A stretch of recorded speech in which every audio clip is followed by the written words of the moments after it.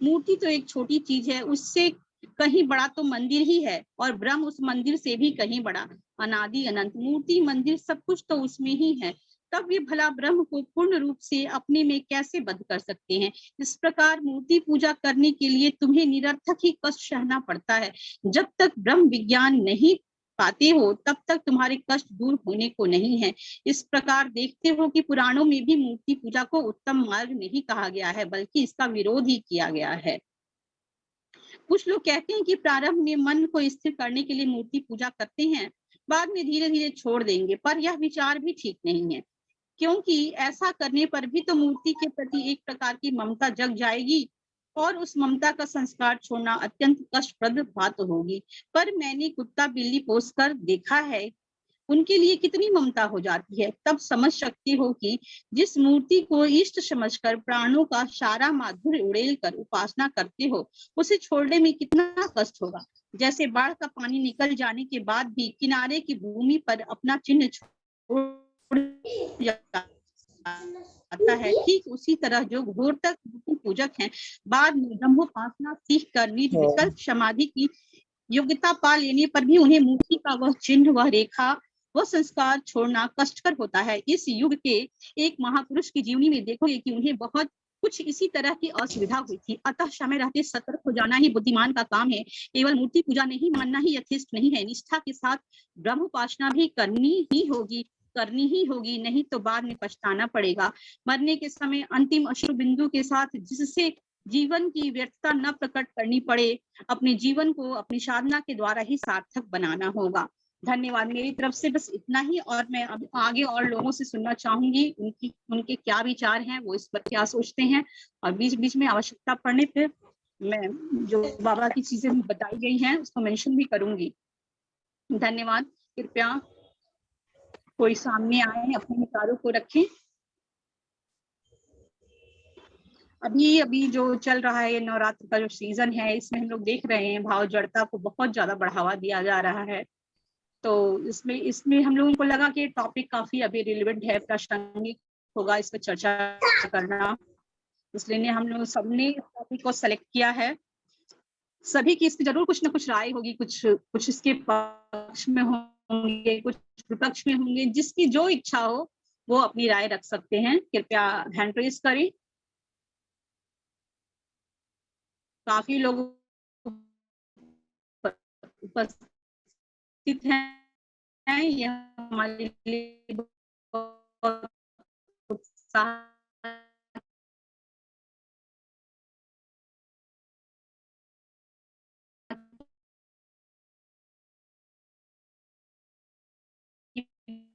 दीदी आवाज कट रही है, आई थिंक।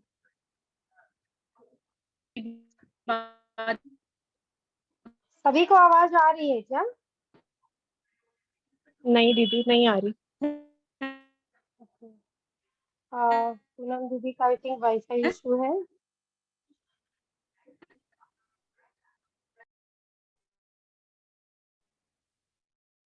पूनम दीदी का वाईफाई इशू है, तो हम लोग इस टॉपिक के लिए अगर कोई भी अपना हैंड रेज करना चाहते हैं तो प्लीज अपना हैंड रेज कीजिए। मेरा कैमरा में किन्हीं लोगों के पास कुछ अगर जी पूनम। हेलो। हाँ पूनम दीदी, आपकी वाईफाई का प्रॉब्लम है शायद, आवाज नहीं आ रही है। हाँ, मेरी आवाज आ रही है? हाँ जी हाँ जी आ रही है। मैं जयश्री दीदी बात कर रही हूँ मुंबई से। हाँ दीदी, वेलकम टू द फोरम दीदी।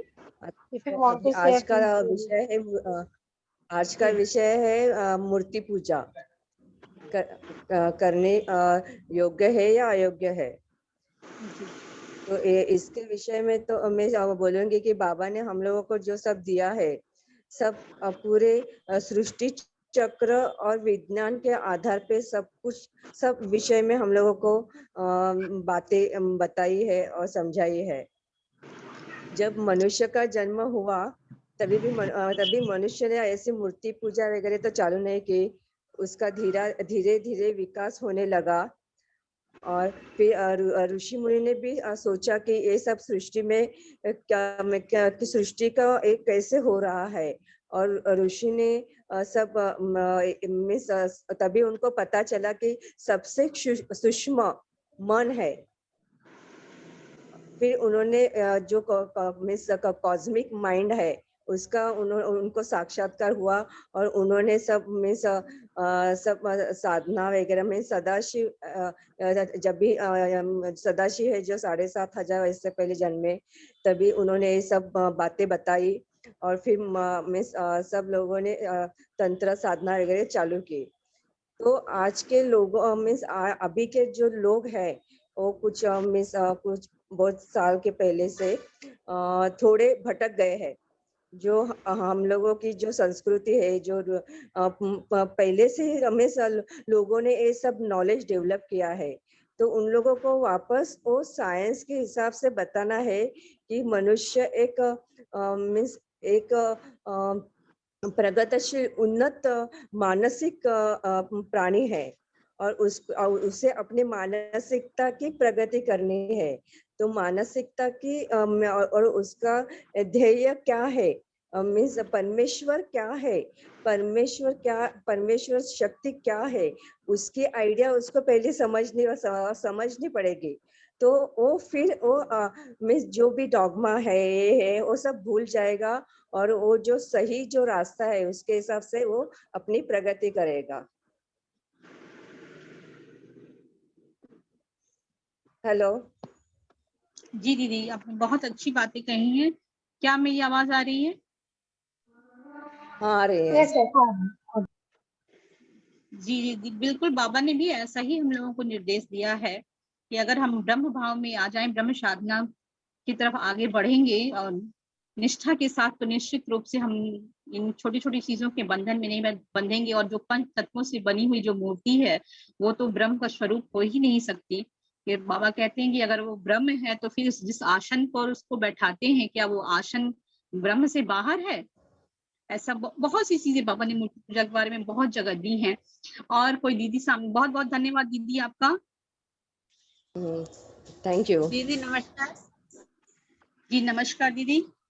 हाँ, मैं मतलब ये बोले बाबा ने तो सब कुछ बता दिया है, लेकिन प्रैक्टिकली फील्ड में हम देखते हैं जो हमारे चारों ओर हो रहा है, तो लोग इतना उनके ऊपर काई जमी हुई है कि उसको निकालना बड़ा मुश्किल है।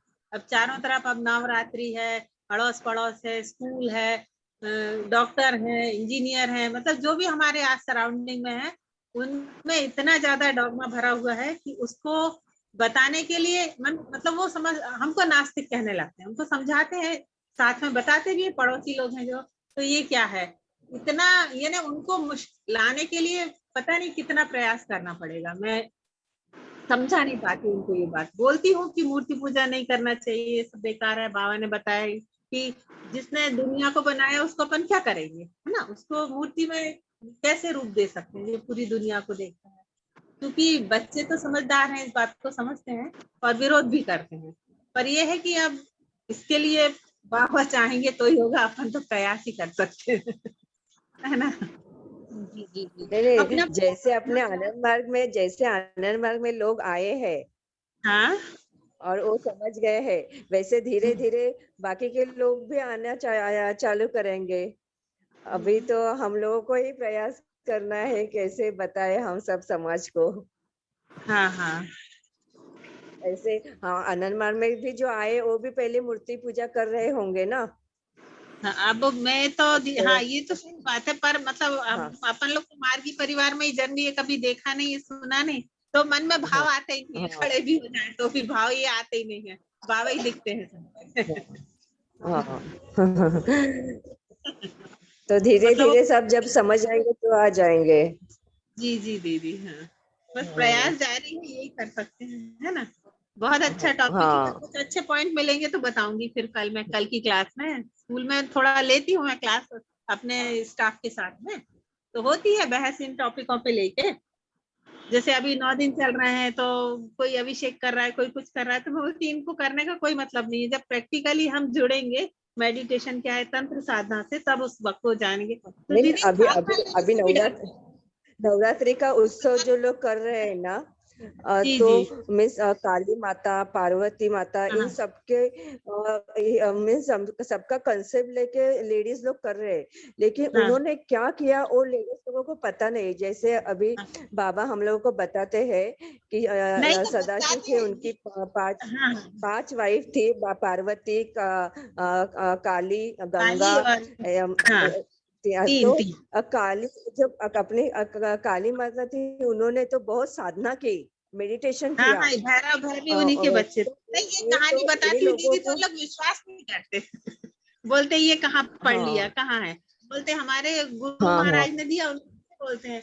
तो बोलते नहीं, ये कहाँ हाँ लिखा है। हाँ मैंने कहा हाँ, वेद फिर भी ठीक है, पर पुराण तो मनुष्य द्वारा रची गई रचना, उसमें तो कुछ था ही नहीं। पर इस बात को वो हाँ यकीन, अपनी कहानी को वो झूठा बना देते हैं। वो यानी जो जैसे बाबा ने बताया मारकंडे पुराण में ये पूजा शुरू हुई थी, तो ये आज ही मैंने चर्चा का विषय खोला था। मैंने कहा कौन कौन जानना चाहता है इस संबंध में, स्कूल में यही टॉपिक लेके कि नवरात्रि क्यों मनाई जाती है। तो केवल दो दो लोग इंटरेस्टेड हुए, बाकी सबने कि ये मैडम तो फालतू बात करती, उठ के ही चले गए। मतलब इतना उनके अंदर डाकमा बना हुआ है दीदी। फिर उन दो को इंटरेस्टेड तो बताया मैंने कि ऐसी ऐसी बात है, हाँ तो बोलते हाँ ये हाँ हाँ हाँ ये बात है। मतलब काफी समय लगेगा अपने को उस बात को समझाने के लिए, हाँ। है ना। नहीं, वो तो कैसे है ना, लोगों को पहले आइडिया एंड आइडियोलॉजी, सृष्टि चक्र, ये सब समझना पड़ेगा। मीन्स हाँ हाँ। फर्स्ट वो ह्यूमन स्ट्रक्चर समझेंगे तो ही हम्म। वो ये करेंगे। मीन्स हम्म। उनको साइंस के हिसाब से सब समझाना पड़ेगा। नहीं, थोड़ा थोड़ा अपने हिसाब से थोड़ा थोड़ा अपन जो जानते हैं या पढ़ते हैं वो बताते रहते हैं, लेकिन मतलब ये सब चारों तरफ देखते हैं, को भी, 100 में हाँ जी, मतलब केवल मैं आपको 1% भी यहाँ नहीं, रोकूंगी 0 दीदी। चलिए दीदी ठीक। जी, ओके वहाँ दीदी, कुछ नमस्ते। लोग हैंड रेस कर रहे हैं दीदी, उन लोग को थोड़ा पहले हम लोग सुन लेते हैं, फिर आप लोग बने रहिए, फिर आप लोग अपनी राय रखिएगा। ठीक है, ओके दीदी। दीदी अभी प्रीति दी हैंड रेस की हुई है, कृपया आप अपने आप को अनम्यूट करें प्रीति दी। नमस्कार दीदी। नमस्कार। जैसे दीदी अभी ये लोग दीदी लोग अभी बात कर रहे थे, एक्चुअली मुझे ऐसा लगता है कि कुछ भी चीज के पीछे एक रीजन होता है। डॉगमा जो होता है, क्योंकि मेरी शादी भी एक नॉन मार्गी फैमिली में हुई है, तो मैं देखती हूँ कि यहाँ पे लोगों को हर बात के लिए पहले कुछ भी करना है उसके लिए पहले डर मन में होता है। कुछ भी चीज होती है पहले उनके मन में ये बात होती है, अगर हम ये नहीं करेंगे तो क्या हो जाएगा, करेंगे उसका बेनिफिट क्या होगा वो सेकेंडरी है, बट हम जो नहीं करेंगे, अगर हमने ये नहीं करा, अगर हमने ये रूल तोड़ दिया, इसके बाद हमारी लाइफ में पता नहीं ऐसा क्या होने वाला है। तो भगवान मुझे लगता है इनके लिए इनके दोस्त होने से ज्यादा, इनके माँ बाप होने से ज्यादा एक तरह का डर है हर बात का, जिसके वजह से डॉगमा खत्म करना थोड़ा सा डिफिकल्ट हो जाता है। क्योंकि जैसे मैं भी कभी कोई बात अपने यहाँ पर समझाती हूँ या कोई भी बात करती हूँ, आप पहली बात तो आप कभी किसी से जाके ये नहीं कह सकते कि आप गलत हो, क्योंकि अगर आपने एक बार ये बोल दिया कि आप गलत हो तो वो तो कॉन्वर्जेशन आर्ग्यूमेंट में कन्वर्ट हो जाएगी। वो कॉन्वर्जेशन कॉन्वर्जेशन तो फिर रह ही नहीं जाती। तो आपको उनकी बात को अंडरस्टैंड करते हुए और तभी आगे प्रोसीड करना पड़ता है कॉन्वर्जेशन को। अपार्ट फ्रॉम दैट मुझे लगता है कि लोगों को जब तक ये डर मन से नहीं निकलेगा, कि वो जब तक भगवान को अपना मानना नहीं शुरू करेंगे, उन्हें लगता है वो मानते हैं, बट एट द एंड अगर आप कभी भी किसी भी बात के क्रक्स में जाएंगे तो ये रियलाइज होगा कि वो अपना मानने से ज्यादा उनके मन में ये इस बात का डर होता है कि अगर उन्होंने कुछ भी, जैसे नवरात्रि है, तो हम अगर नवरात्रि का फास्ट कर रहे हैं, तो अगर वो करते करते अगर हमने किसी साल नहीं करा और घर में किसी भी कारण से कोई अगर कुछ ऐसा हो गया जो अनहोनी हो गई, तो उनके मन में पहले ये डर आ जाता है कि वो इस कारण हो गई क्योंकि इस बार हम नहीं कर पाए। तो उनको पहले इस चीज के लिए मुझे लगता है अवेयरनेस आनी जरूरी है कि भगवान हमारा बुरा नहीं चाहेगा, हमारा कुछ भी अच्छा हो रहा है या बुरा हो रहा है वो किसी कारण से हो रहा है, हमारे ही संस्कार है। वो क्यों चाहेगा कि हमारे साथ कुछ भी ऐसा हो जाए। तो I think this is it, this is what I wanted to say. बहुत सही बोली आप। और ये बाबा भी बताए हैं कि फियर कॉम्प्लेक्स के कारण, डर के कारण ही मूर्ति पूजा की शुरुआत हुई। जैसे लोगों को सांप से डर था तो मनसा देवी की पूजा करने लगे, और सांप के, जब मनसा देवी की पूजा होती तो वहां हवन नहीं करते हैं, धूप दीप नहीं जलाते हैं कि धूप जलाने से सांप भाग जाता है। तो एक कल्पना थी कि सांप की पूजा हम कर रहे हैं तो वहां धूप नहीं जलाएंगे। इसी तरीके से शीतला माता जिसको बोलते हैं, उसकी लोग पूजा करने लगे, तो उसको गधे पे उसको सवार करके पूजा उसके इसलिए करते हैं क्योंकि गधे को जल्दी वो जो शीतला जो चेचक का एक रूप है वो नहीं होता है। तो उस डर से, जैसे सांप के डर से मनसा की पूजा होने लगी, वो पॉक्स के डर से शीतला माता की पूजा होने लगी, फिर उनको गधे की सवारी दे दी गई। ऐसे कर करके मतलब वो सारा डर के कारण ही वो शब्द शुरू हुआ है। कुछ डर के कारण है, कुछ एकल्चरेशन के कारण है, जैसे बौद्ध धर्म आया। तो बाबा बताते हैं कि सबसे पहले जो मूर्ति पूजा जो शुरू हुई वो बुद्ध के ही 5 रूप बनाए गए, और वहीं से उनकी ही मूर्ति बनाई गई, वहीं से लोग शुरू हुए हैं मूर्ति पूजा करना। खैर हम लोग आगे और दीदी लोग को लेते हैं, उसके बाद फिर हम लोग टॉपिक पे तो डिस्कशन कर ही रहे हैं, साथ में बीच बीच में बाबा की बातों को डालती हूँ ताकि हो सके किसी ने कभी उस किताब को नहीं पढ़ा हो। अभी तो मैंने देखा कि ये एकादश खंड में जो दिया आनंद वचनामृतम, ये EE9 में इसका पूरा चैप्टर अवेलेबल ही नहीं था। 1 ही 2 चैप्टर दिया हुआ है, पूरा था ही नहीं। तो मेरे पास ये बुक की बहुत पुरानी बुक है, तो मैं सोची कि इसमें को निकाल के पढ़ना चाहिए, और थोड़ा बहुत उससे मैं आप लोगों के साथ शेयर भी कर रही हूँ। ठीक है दीदी, बहुत बहुत धन्यवाद आपका। अभी मीतू दी हैंड रेस की है, मैं उनको चाहूंगी कि वो आकर के 2 शब्द बोले। थैंक यू वेरी मच दीदी। नमस्कार आप सभी नमस्कार। लोगों को मेरा बहुत बहुत नमस्कार। सॉरी दीदी वीडियो ऑन नहीं कर पाऊंगी, कोई बात कुछ नहीं, घर में कुछ और काम चल रहा है इसलिए।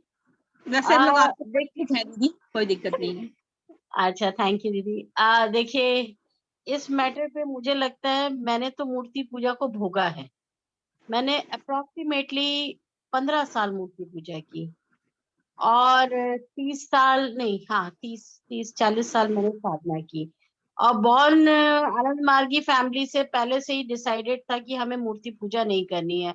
बचपन में लोगों को आस पड़ोस में देखती थी, किसी क्या जगराता हो रहा है, किसी के कुछ हो रहा है, तो मैं मदर से पूछती थी भैया ये क्या हो रहा है मम्मी, तो मम्मी का एक ही लाइन वर्ड होता था, हम लोग आनंद मार्गी हैं, हम लोग मूर्ति पूजा नहीं करते हैं।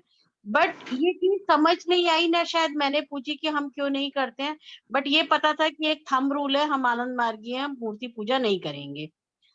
एनीवे जब मूर्ति पूजा में आए आफ्टर मैरिंग टू नॉन मार्गी फैमिली, तो वहां के कस्टम्स को देखा तो मुझे एक चीज समझ में आई कि वो जो हमारा होता है कि आप जड़ से चैतन्य की तरफ चल रहे हैं, वो मूर्ति पूजा में वो फिलॉसफी कहीं लागू ही नहीं होती है।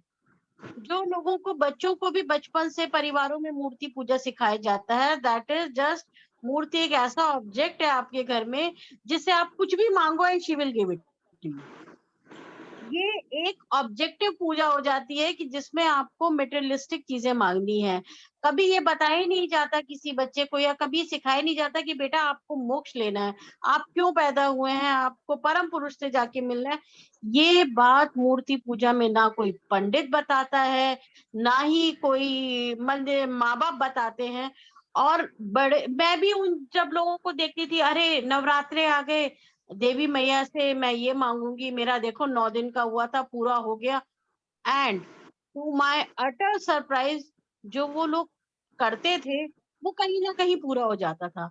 उनका जो फेथ है, वो बिलीव है, वो उसमें और दृढ़ होता जाता था।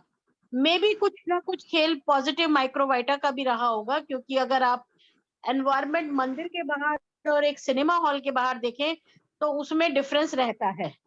पॉजिटिव माइक्रोबायोटा आप फील करेंगे अगर आप किसी भी रिलीजियस प्लेस को जाएं तो वो फेथ जो उनका है वो इतना स्ट्रांग हो जाता है। मुझे भी उस वक्त मोक्ष वगैरह लेना है, हमारे आनमार की फिलॉसफी है, ये सब तो नहीं बताया गया था, बट मैं कनेक्ट नहीं हुई। जैसे आपने बोला कि बहुत कष्ट होता है उसे छोड़ने में, मुझे 1% नहीं हुआ। In fact I was dam happy कि चलो जान छूटी। मुझे ऐसे बोलना नहीं चाहिए जिस मूर्तियों को मैंने 15 साल पूजा किया, but this is the fact, मेरे मन में कभी वो अफेक्शन, कभी वो अटैचमेंट आया ही नहीं। बिकॉज क्योंकि दीदी आप दबाव में कर रही थी ना, आप तो इच्छा से नहीं कर रही थी। नहीं नहीं, मेरे कोई खड़ा थोड़ी था कि आप डेली पूजा करो, but it is a custom, puja करनी है तो करनी है।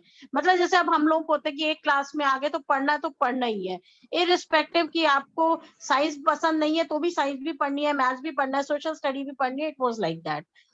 तो वो कनेक्टिविटी नहीं आई। और दूसरा मैंने क्या सोचा कि मूर्ति पूजा और तंत्र साधना एक ही चीज, मतलब मूर्ति पूजा में तंत्र साधना है ही नहीं। मूर्ति पूजा में क्या है, जस्ट आप सुबह उठो, आरती कर दी, आपने जल चढ़ा दिया, मूर्तियों को कपड़े पहना दिए और प्रसाद बांट दिया, चैप्टर क्लोज। बहुत हुआ तो एक फास्ट रख लिया और उसमें कथा सुन ली। दिस इज ऑल अबाउट मूर्ति पूजा। लेकिन मैंने बाद में इस बात का ख्याल किया कि जो सनातन धर्म है, जो एक्चुअल सनातन धर्म है, वहां पर भी अल्टीमेटली तंत्र पूजा है। जो बड़े बड़े वहां पर भी जो साधु हुए हैं, मैं आपको एक छोटा सा एग्जांपल देती हूँ। मैं ऋषिकेश गई थी, तो ऋषिकेश में मैंने देखा वहां मूर्ति पूजा को कोई ज्यादा वो नहीं देते हैं। They talk about meditation. वहां पे एक बहुत बड़े सन्यासी रहे, उनका नाम था राम सुखदास जी। अगर आप गीता भवन का जो गीता प्रेस है, ये सारा का सारा उनका लिटरेचर पढ़े, तो उसमें राम सुखदास जी ने बहुत बुक्स लिखी हैं।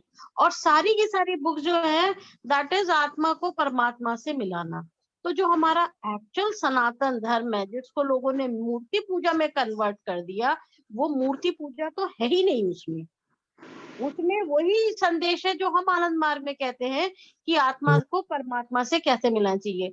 जिस वक्त मैं ऋषिकेश गई हूँ, मेरा उस वक्त मोह भंग पूरी तरह से हो चुका था कि भाई ये तो, मैं गई बड़े मन से, मैंने कहा ये राम सुखदास जी की सवारी आती है गीता भवन में और इतने लोग बैठते हैं, मैं भी बैठती हूँ। When I was sitting there, उन्होंने ये भी नहीं कहा कि सुबह उठ के शंकर जी को जलाभिषेक कीजिए, दूध चढ़ाइए, सफेद फूल चढ़ाइए, ये वाला प्रसाद चढ़ाइए, गणेश जी को दुर्वा दे दी। कुछ नहीं बताया कि जस्ट सेज कि आप अपने आत्मा को परमात्मा से कनेक्ट करिए। तो उस दिन मुझे ये बात समझ में आ गई कि जो हमारा बेसिक हिस्टोरिकल, जिसको हम पूजा कहते हैं, वो साधना ही है, तंत्र पूजा है। तो ट्रिप ऑल फॉर 20 days, तो 20 days के लिए बोला, 3 नोटबुक मांगा है।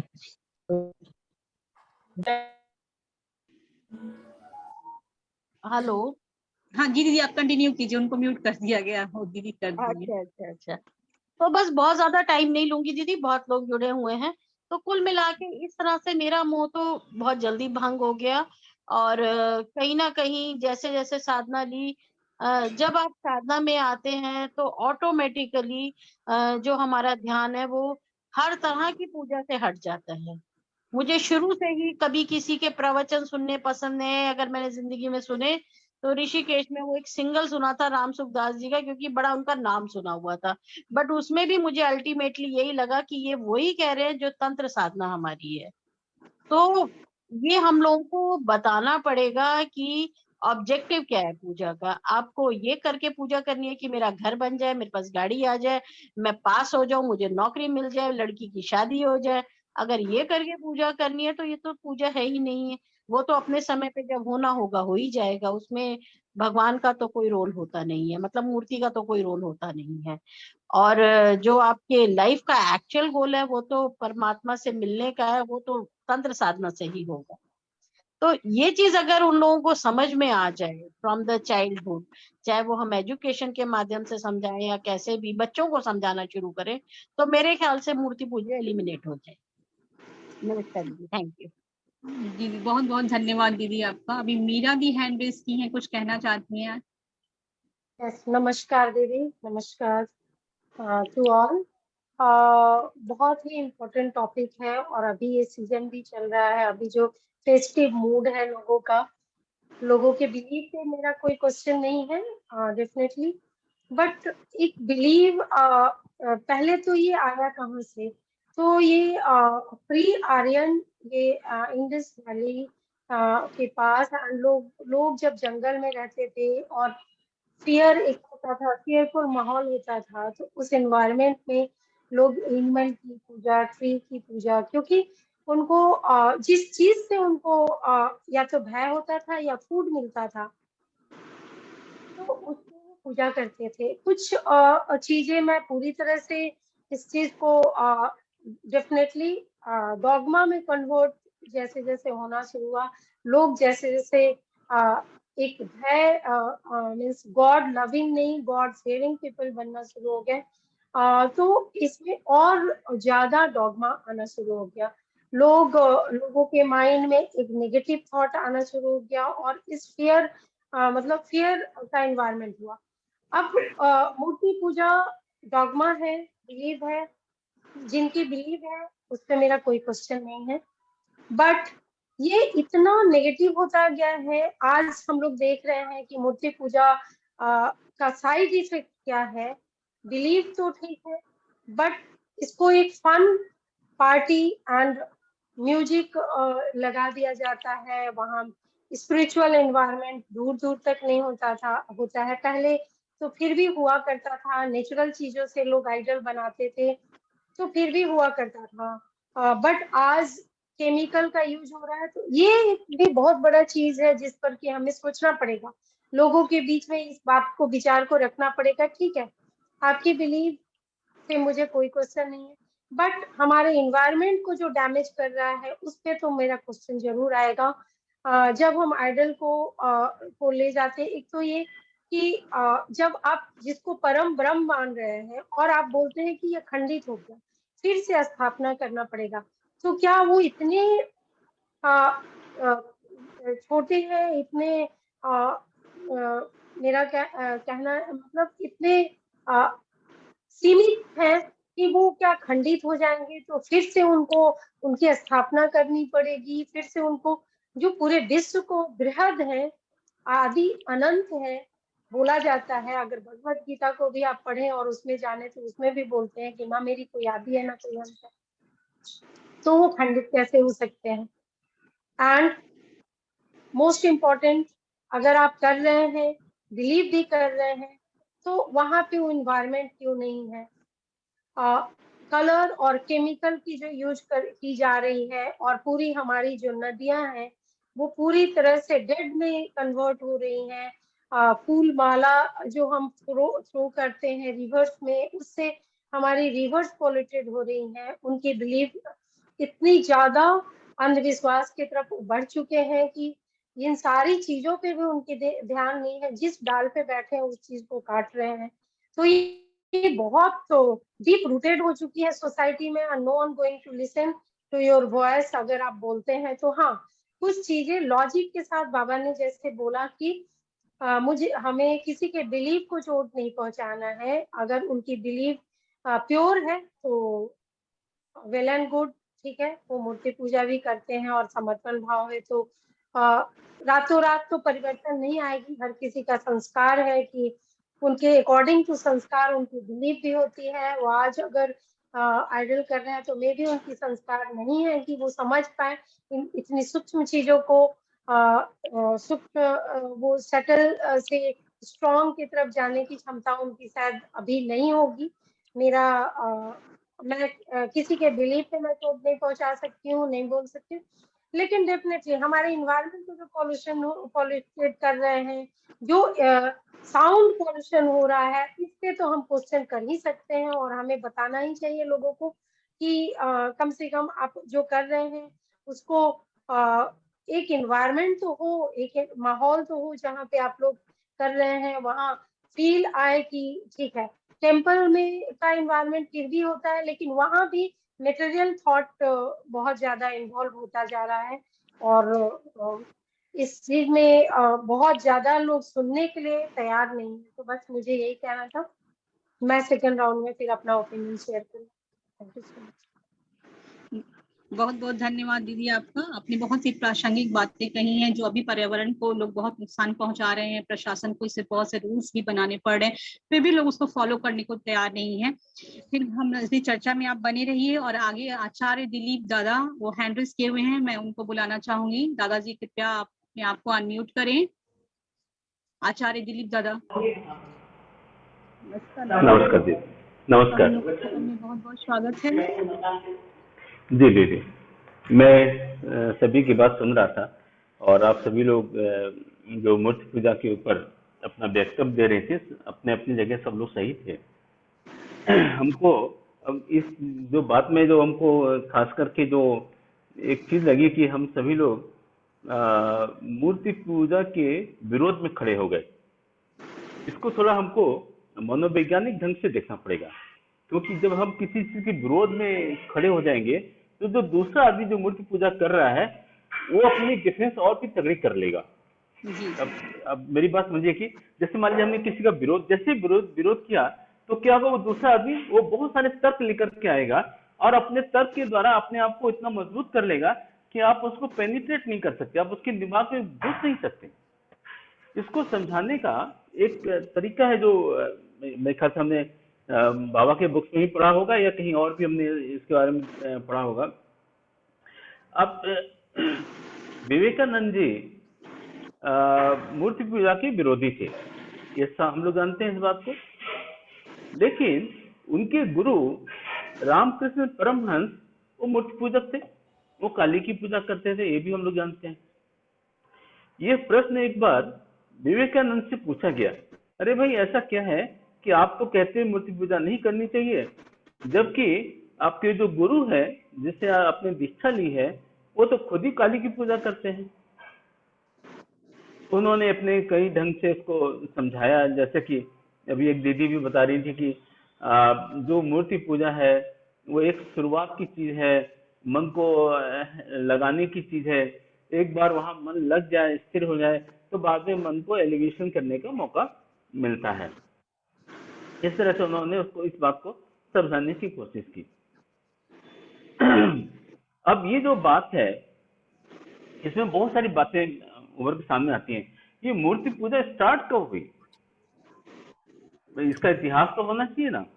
जैसे कि मीतू दीदी बोल रही थी सनातन धर्म के बारे में कि जो सनातन धर्म जो शुरू में था उसे मूर्ति पूजा नहीं थी। ये मूर्ति पूजा का आविर्भाव पौराणिक काल में होता है। ये पौराणिक काल जो है लगभग 1400-1500 वर्ष पहले शुरू हुआ था। तो 1400-1500 वर्ष से पहले ये मूर्ति पूजा नहीं होती थी। एक चीज और भी हम देखें कि जो बाबा की पुस्तक इस चीज के ऊपर जो दी गई है, बाबा ने इस चीज के ऊपर बहुत डिटेल्स में चर्चा किया है। वहाँ मूर्ति पूजा की बाबा बात भी करते हैं कि जहाँ मूर्ति पूजा हो रही है वो कहते हैं कि ये जो मूर्ति पूजा है तो ये मूर्ति कौन बना रहा है, मनुष्य बना रहा है। तो जो मनुष्य को जिसने बनाया है हम उसको तो जानते नहीं, जो मनुष्य के द्वारा निर्मित जो मूर्ति है उसको हम भगवान मान के चलते हैं।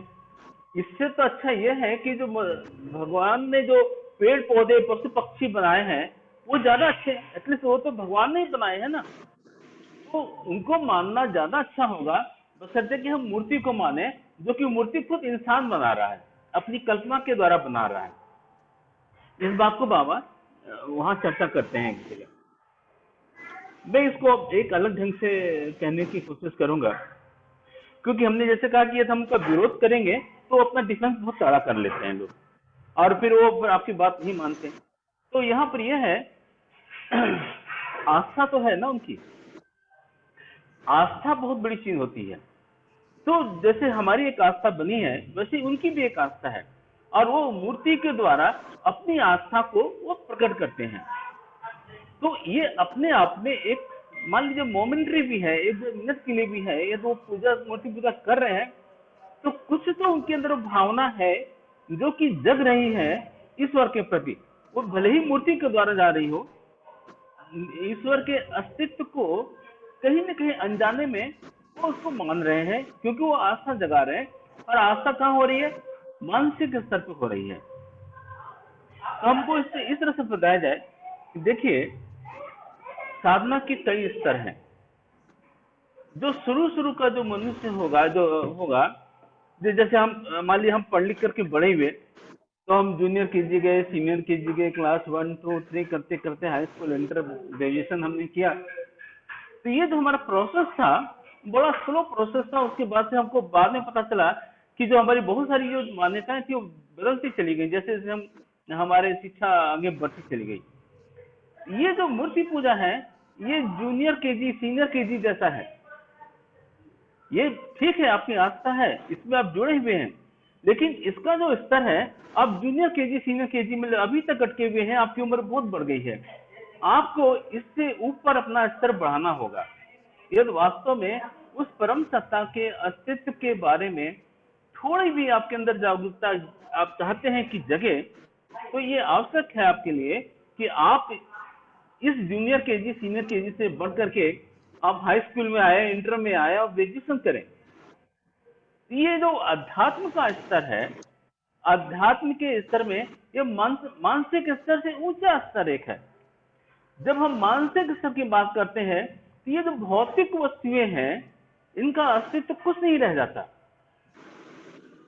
तो जब इसका कोई अस्तित्व नहीं रह जाता, तो ये जो मंदिर की जो चीजें हैं या जो भी हम मूर्ति जिसको कि हमने एक अपने आस्था का एक केंद्र बना के रखा हुआ है, क्योंकि जब हम मानसिक स्तर पे गए तो वो जो आस्था है, हमारी भावना है, वो मानसिक स्तर पे आ गई। और मानसिक स्तर से मनसा आध्यात्मिक स्तर की तरफ हमको जब बढ़ना होगा, तो उसके लिए हमको कुछ ऐसे प्रयास करने पड़ेंगे जिससे कि हमारी मनसा आध्यात्मिक की यात्रा शुरू हो। वही प्रोसेस है, वही साधना का पथ है। इस तरह से यदि हम चर्चा करें या लोगों से हम बातें करें, तो वो ज्यादा वैज्ञानिक तरीका होगा।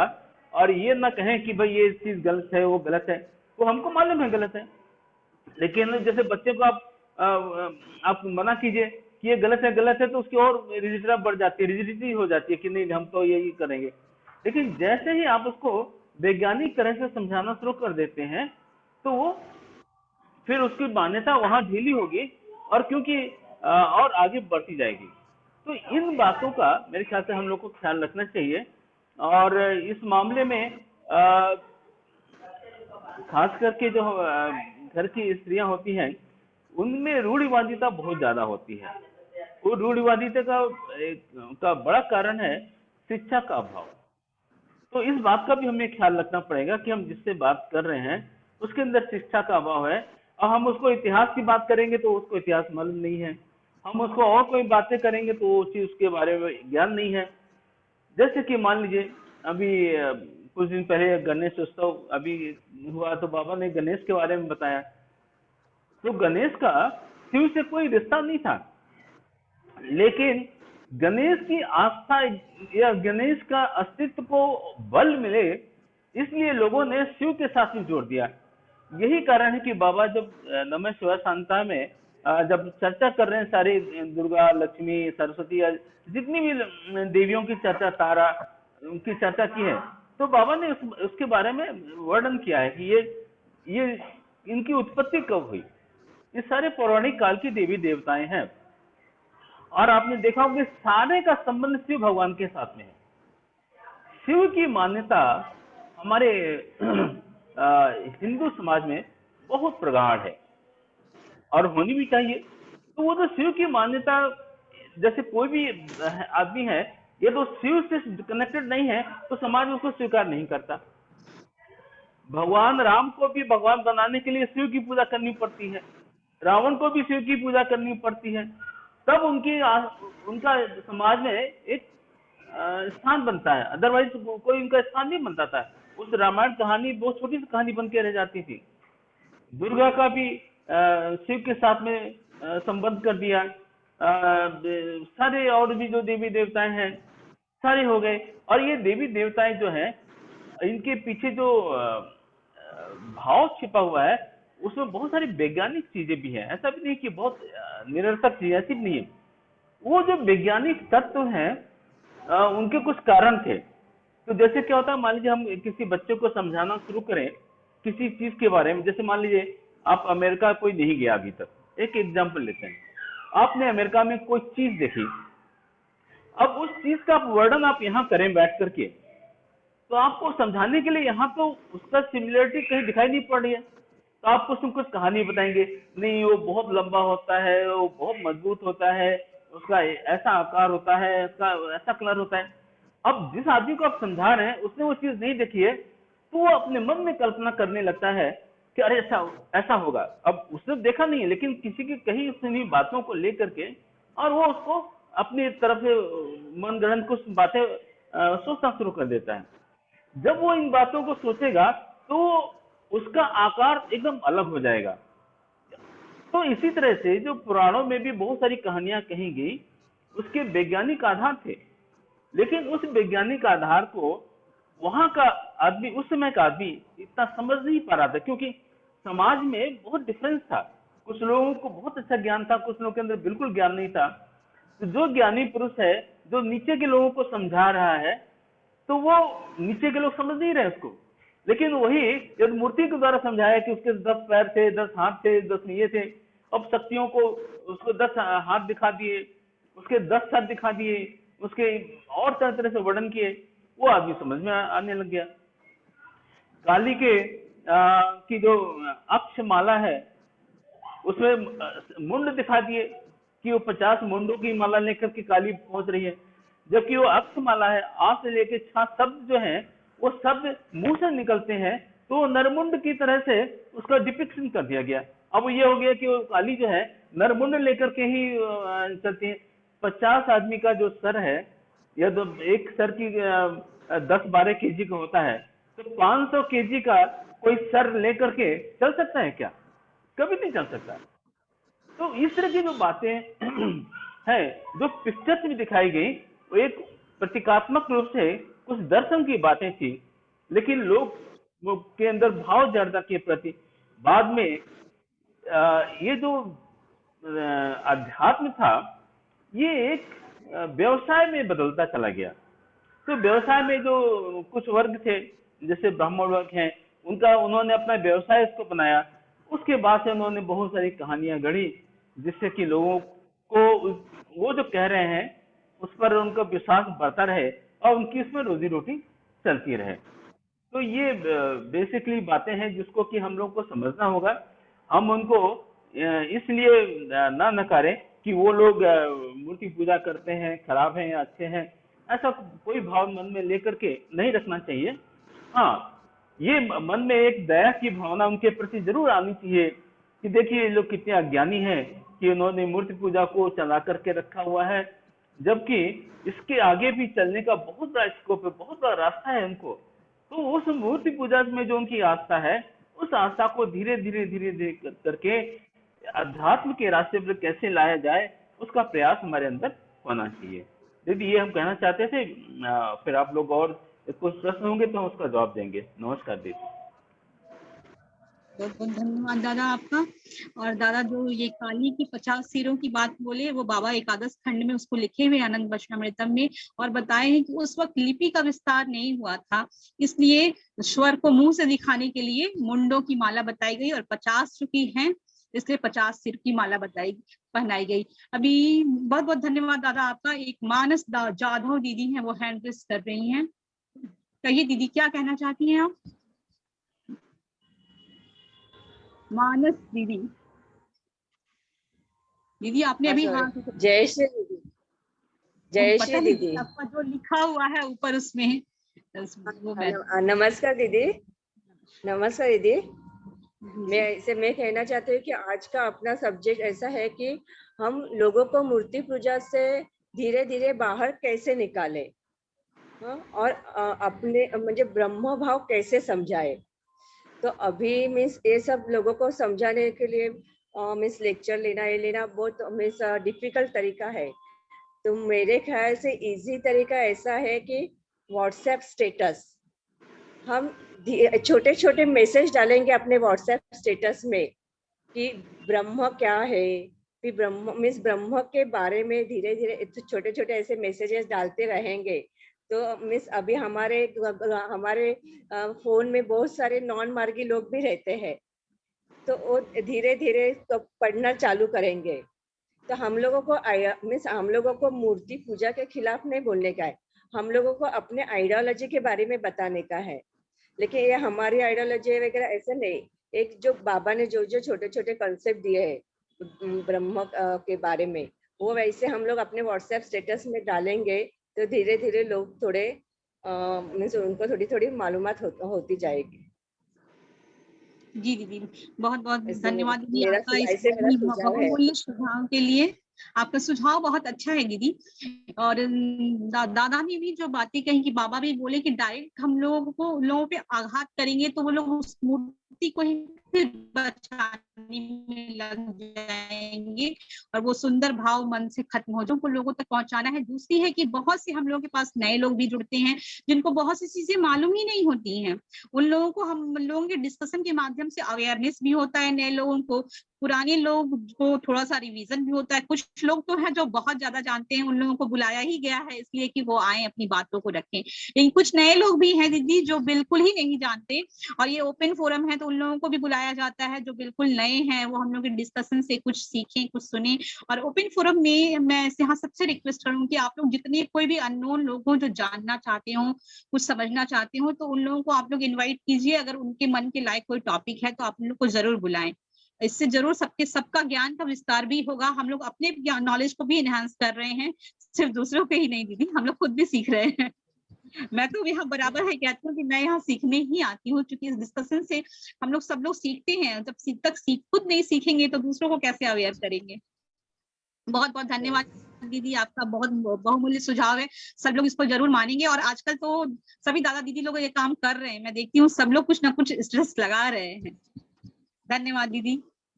अभी अरुणिया है दीदी, बोलिए आप क्या कहना चाहती हैं? आप अपने नमस्कार मंतव्य रखें। नमस्कार दीदी, सबको नमस्कार। दीदी मैं जानना चाहती थी कि नवरात्रि पे होता क्या है। तो आज मैं एक बुक में पढ़ रही थी तो उसमें चक्रों का वर्णन किया गया है कि मतलब उन्होंने भी किसी तरीके से साधना को प्रमोट किया है। जैसे पहले दिन माँ शैलपुत्री की उपासना में योगी और साधक अपने मन को मूलाधार चक्र में स्थित करते हैं।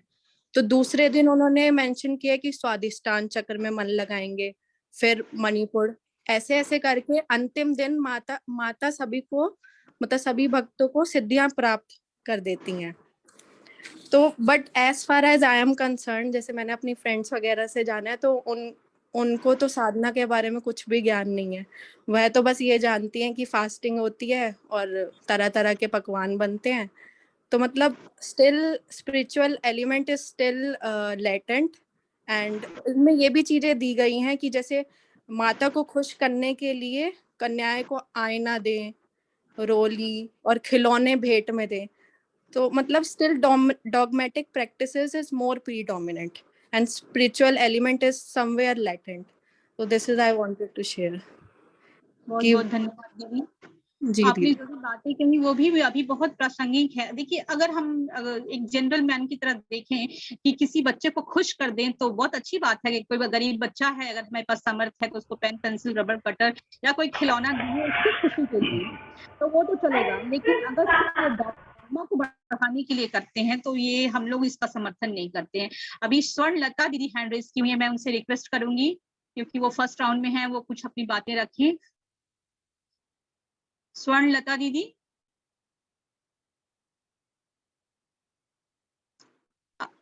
नमस्कार दीदी। सभी को नमस्कार। आपका बहुत बहुत स्वागत है दीदी। आपको यही अपनी थैंक यू दीदी।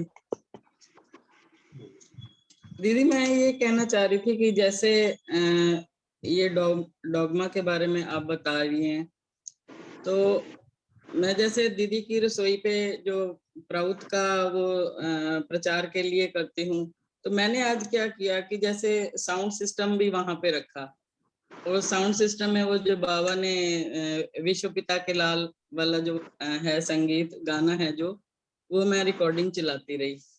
तो इसी तरह मैं चाहती हूँ कि जैसे ये हमारे आपस के व्यूज हैं जो हम आपस में बातचीत कर रहे हैं, इस तरह की भी कोई छोटी छोटी रिकॉर्डिंग्स हों जो पेन ड्राइव बना ली जाए तो वहां पे जैसे लगा दिया जाए, क्योंकि जहाँ जिस पॉइंट पे मैं खड़ी हूँ प्लेटफॉर्म पे वो एक चौराहा है, हर तरह की पब्लिक वहां पे आती है। तो अभी ये पीछे दादाजी ने जो बात बताई कि हमें नेगेटिव नहीं बोलना मूर्ति पूजा के बारे में, ये बात बिल्कुल सही है। अब वहां पे मैंने खुद अपनी आंखों से देखा कि जो जिस चौराहे पे मैं वहां पे एक नाला भी जा रहा है, तो उस नाले पे ये जो गणेश पूजा थी वो मूर्ति लेके आए सब लोग डांस वांस करते हुए, तो जिस पॉइंट पे मैं वहीं पे उन्होंने फिर उधर जाके उस नाले में उसका विसर्जन कर दिया।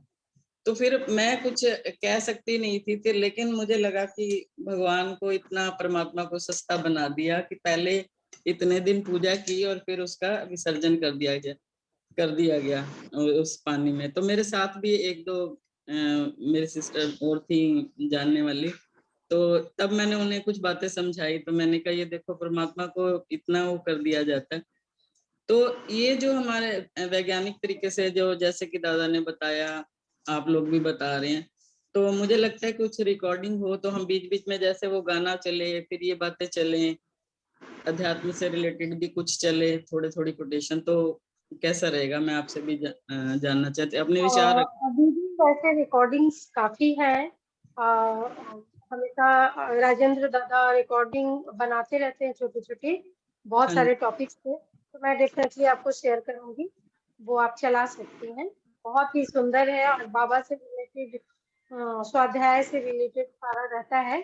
बहुत ही ब्यूटीफुली रिकॉर्डेड है वो, with music and sound, and बहुत क्लियर है और एक्सप्लेनेशन के साथ है। तो मैं वो शेयर करूंगी, छोटी छोटी सी क्लिप्स हैं, वो मैं आपको शेयर करूंगी। बहुत दिस इज गुड आइडिया दीदी, डेफिनेटली इसी मेथड से हम लोगों के बीच में जाएंगे और उनको जरूर बिलीव होगा, क्योंकि एक्चुअली ये कॉन्सेप्ट ही रॉन्ग डायरेक्शन में चला गया। जैसा कि अभी अरुणिया बोली, और मैं अभी योगा मुंबई यूनिवर्सिटी से मैं पतंजलि योग ज्वाइन की हुई हूँ और डिप्लोमा कर रही हूँ योगा में। तो जब मैं वहाँ स्टडी सुनी और वहाँ जो पढ़ा रहे हैं, जो कॉन्सेप्ट है वो पूरी तरह से आज डाइल्यूट हो चुका है। वहाँ जो कॉन्सेप्ट वो बता रहे हैं और जो पतंजलि योग और जो फिलॉसफी, इंडियन फिलॉसफी, सनातन फिलॉसफी में भी जो है, उसमें भी आइडल वर्शिप का कॉन्सेप्ट इस तरीके से नहीं है जैसे आज किया जा रहा है। उसका भी मेथड होता था कि जैसे 9 डेज कहा जाता था कि अशुभ काम नहीं करना है, तो क्या हम अशुभ कार्य करते हैं? उसका मतलब ये हुआ कि सबसे इम्पोर्टेंट क्या वर्क है, हम 9 डेज उस वर्क पे फोकस करें, स्पिरिचुअलिटी पे हम फोकस करें, हम ध्यान पे फोकस करें और हमारा हैबिट हो जाए, और तब जा करके उसको इन फ्यूचर, मतलब कि 9 डेज के बाद हमारा वो आदत बन जाए। इसी तरीके से टाइम टू टाइम जो सनातन धर्म में भी बताया गया था कि जैसे 9 डेज नवरात्रा हो गया, फिर तो ये सारे कॉन्सेप्ट थे आपको रिवीजन करने के लिए कि यू फोकस सबसे इम्पोर्टेंट है बृहद की तरफ जाना, और उस पे आप फोकस करेंगे। और आइडल को भी अगर आप पुराने टाइम में देखें और आज भी इंडोनेशिया के टेम्पल्स वगैरह में देखें, तो वहाँ कोई मूर्तिज नहीं है रखी हुई, वहाँ सिर्फ ध्यान मंदिर की तरह बना हुआ है और जस्ट सिंबॉलिक छाता है। एंड अगर वो आइडल भी है तो कवर्ड है, वहाँ कोई ये कर्म कांड नहीं किया जाता है, अगरबत्ती और फूल नहीं चढ़ाया जाता है। तो ये यही हिंदू रीति और जो सनातन रीति को जो मानते हैं, वहाँ पे बैठ करके पीसफुली बैठते हैं, आंखों को बंद करते हैं एंड फोकस करते हैं। उनका कॉन्सेप्ट था कि हम किसी को विजुअलाइज, हमारी कैपेसिटी नहीं है कि विदाउट किसी विजुअलाइजेशन से हम अपने मन को कहाँ एकाग्र करें, तो वो इस तरीके का थॉट निकाले। बट इसको धीरे धीरे डाइल्यूट करके और चीजें ओरिजिनल से फिर से बहुत ज्यादा चेंज होता गया, एंड जो ओरिजिनल थी वो कहीं ना कहीं मिस हो गई। तो डेफिनेटली इसको हम लोगों के बीच में ले जाए और इस कॉन्सेप्ट को ले। पूनम दीदी, नेक्स्ट किसी स्पीकर को आप इनवाइट कीजिए। जो दीदी एक थोड़ा सा मेरा रह गया, मैं कह रही थी कि प्राउत तो 90% जितना भी परसेंट स्पिरिचुअलिटी पे ही है, तो मैं प्राउत को लाने के लिए ठीक है हम उस काम को कर रहे हैं, लेकिन ये जो छोटे छोटे पॉइंट्स हैं, जब तक हम लोगों के आगे, दिल्ली बहुत बड़ी है, अब बाहर जो 44 समाज कहा जाता है गांव वगैरह में होता है, वहां तो हम एक टॉपिक को लेके चल सकते हैं, चल रहे हैं, जो उड़ीसा में भी अब प्रोग्राम होना है और वैसे भी हो रहे हैं प्रोग्राम्स, तो वहां कर सकते हैं। लेकिन यहाँ पे पूरे वर्ल्ड से, पूरी दुनिया, हर जगह से लोग आए हुए होते हैं, तो यहाँ पे माइंड को एकदम उस सीधा डायरेक्ट प्राउत में ले जाना कोई आसान काम नहीं है। तो ये जो पहले छोटा इंसानों लोगों ने सुना होगा कि वहां से नैतिकता तक पहुंचने के लिए कौन सी सीढ़ी पे चढ़ के आना पड़ता है, तो ये सब हमें पॉइंट्स मुझे लगता है जब वहां पे दिए जाएंगे तो लोगों 100 में से 2 लोगों के तो कान में पड़ेगी आवाज। स्टूडेंट्स भी वहां से निकलता है, गरीब से गरीब भी, रिच भी, हर तरह का एक चौराहा है, हर तरह का लोग वहां से निकलता है। तो इसलिए ये थोड़ा सा मुझे रिकॉर्डिंग भी भेजिए, और प्लीज कम से कम मैं एक पेन ड्राइव बना के तो मैं वहां पे लगाऊं। श्योर दीदी। और जी मेरा एक और आप लोग सबसे रिक्वेस्ट है कि स्वर्णलता दीदी बहुत ही नोवेल वर्क कर रही हैं, लोगों के बीच में फीडिंग का वर्क कर रही हैं, और न्यूट्रिशियस फूड लोगों के बीच में रेगुलर इनका हार्ड वर्क है और वो कर रही हैं। तो अगर हम दीदी के साथ हम लोग भी रूबरू हों, हम भी उनके साथ मिले, कदम से कदम मिला करके चले फिजिकली फाइनेंशियली, तो ये बहुत ही अच्छा होगा। दीदी कभी बोलती नहीं है, लेकिन अगर हम लोग उनके साथ मिले तो ये हम लोगों का भी सौभाग्य होगा, और इसका और बड़ा चेन बनेगा, और हम प्राउड को ज्यादा से ज्यादा लोगों तक लेकर के जा पाएंगे। लेकिन आज की टॉपिक हमारी दूसरी है, तो पूनम दीदी हैंड ओवर टू यू। नमस्कार जी, बहुत बहुत धन्यवाद दीदी, और आपकी बातों का ख्याल रखा जाएगा। अभी बहुत दिन से आचार्य दीदी ज्यादा हैंड रेस किए हुए हैं, इसलिए मैं उनसे रिक्वेस्ट करूंगी कि वो अपनी बातों को रखें।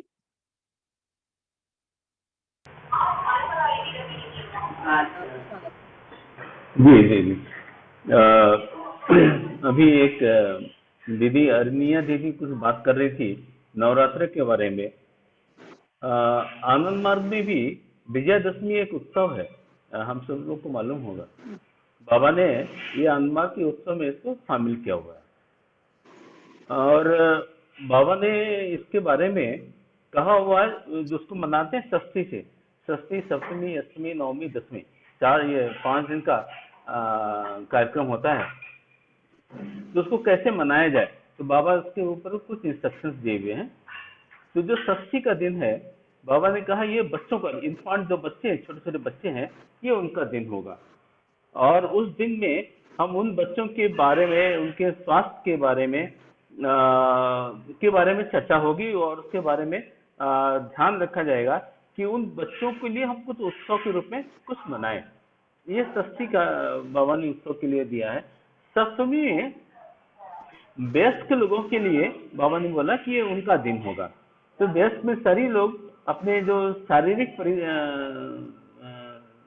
जो ताकत है उसका प्रदर्शन करेंगे, स्वास्थ्य के बारे में जागरूकता फैलाएंगे, और इस तरह की बातें वो सारे व्यस्त लोगों के लिए सप्तमी का दिन बाबा ने रखा। अष्टमी का जो दिन है, बाबा बोलते हैं ये ललित कला दिवस के रूप में मनाया जाएगा।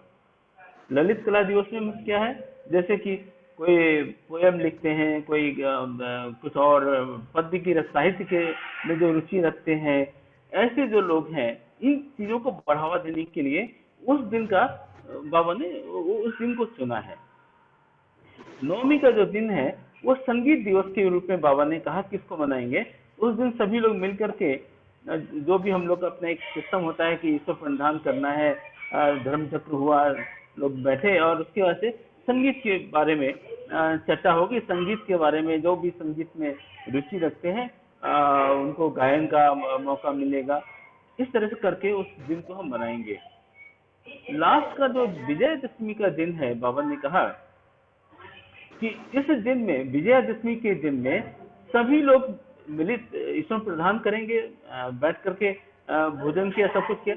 उसके बाद से सब लोग प्रोसेशन करेंगे, प्रोसेशन में भाग लेंगे। हम एक छोटी सी एक शोभा यात्रा निकालेंगे और अपने जहाँ जहाँ रहते हैं वहाँ शोभा यात्रा निकालें, और उस शोभा यात्रा में अपनी जो बातें हैं वो रखें। जैसे कि हमारा अपना नारा है, मानव मानव एक है, मानव का धर्म एक है, विश्व बंधुत्व कायम हो, विश्व के नैतिकवादियों एक हो। इस तरह के जो हमारे अपने नारे हैं उसका जय घोष करते हुए हम छोटा सा एक करेंगे। और शाम को हम एक दूसरे के घर जा करके, जैसे कि हम होली भी करते हैं कि एक दूसरे के घर जाके मिलते हैं और उनका हम अभिवादन करते हैं, इस तरह का विजयादशमी के दिन का प्रोग्राम होना चाहिए।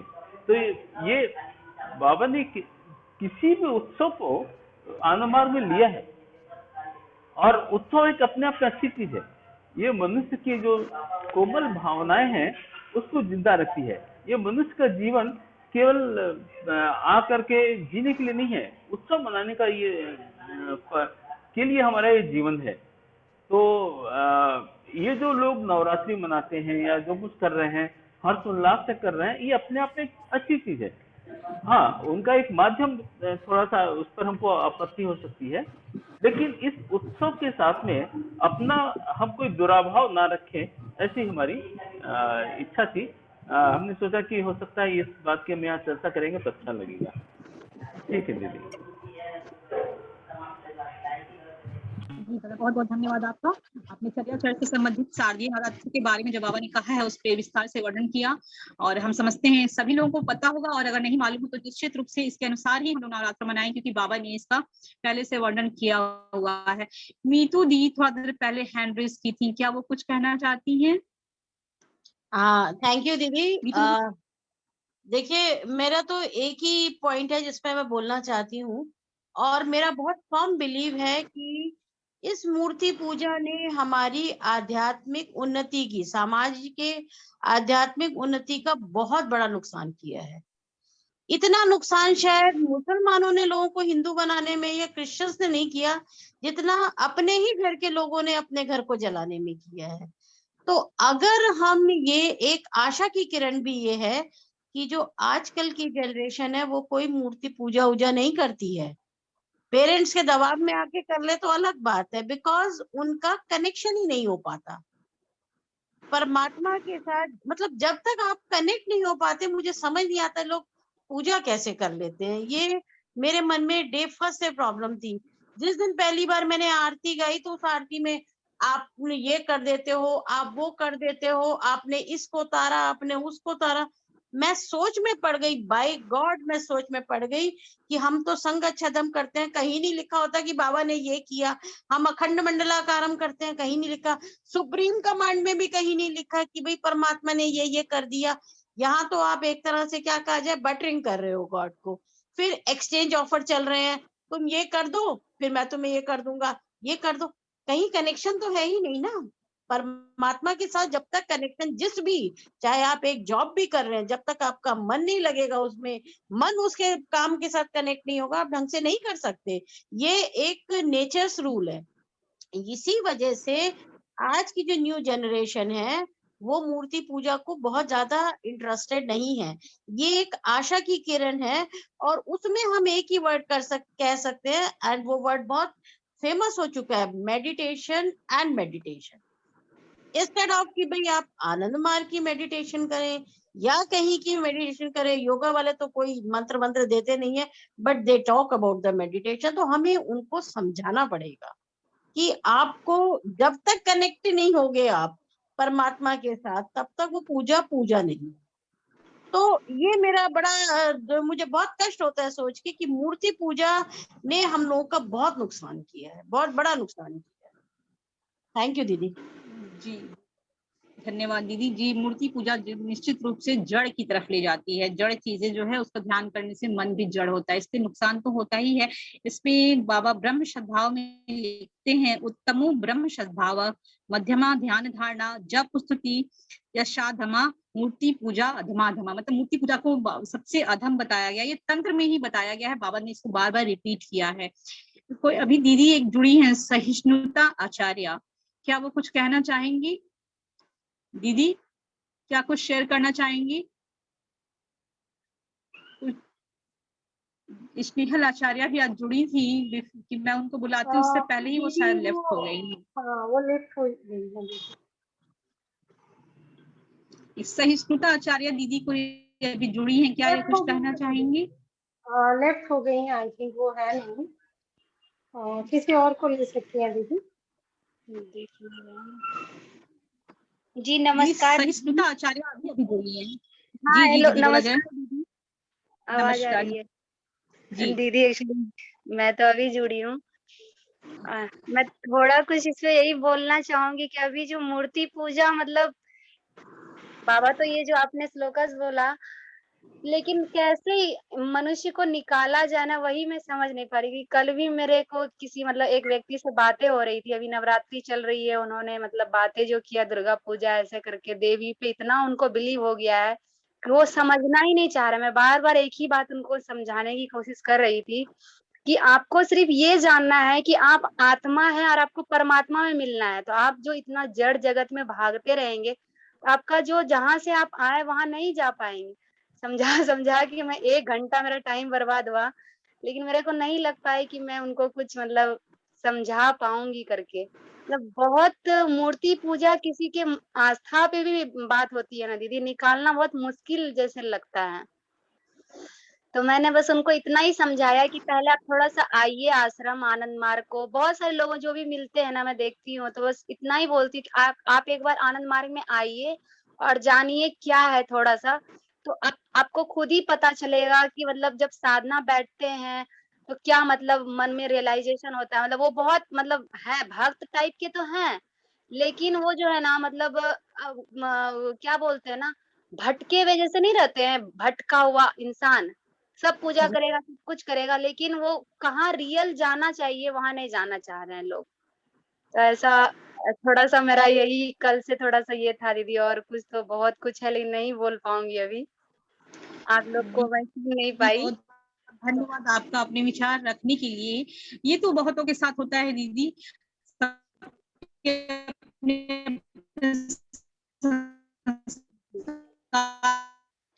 जी, जी, जी। हाँ। आवाज़ कट रही है दीदी थोड़ा। दीदी आपकी आवाज कट रही है। पूनम दीदी आई थिंक वाईफाई का इशू है।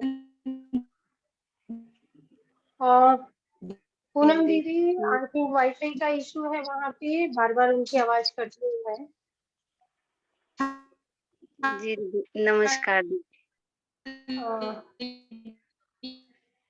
हाँ तो नेक्स्ट स्पीकर को लेते हैं। प्रीति दीदी आप अपना होगा तभी लोग दीक्षा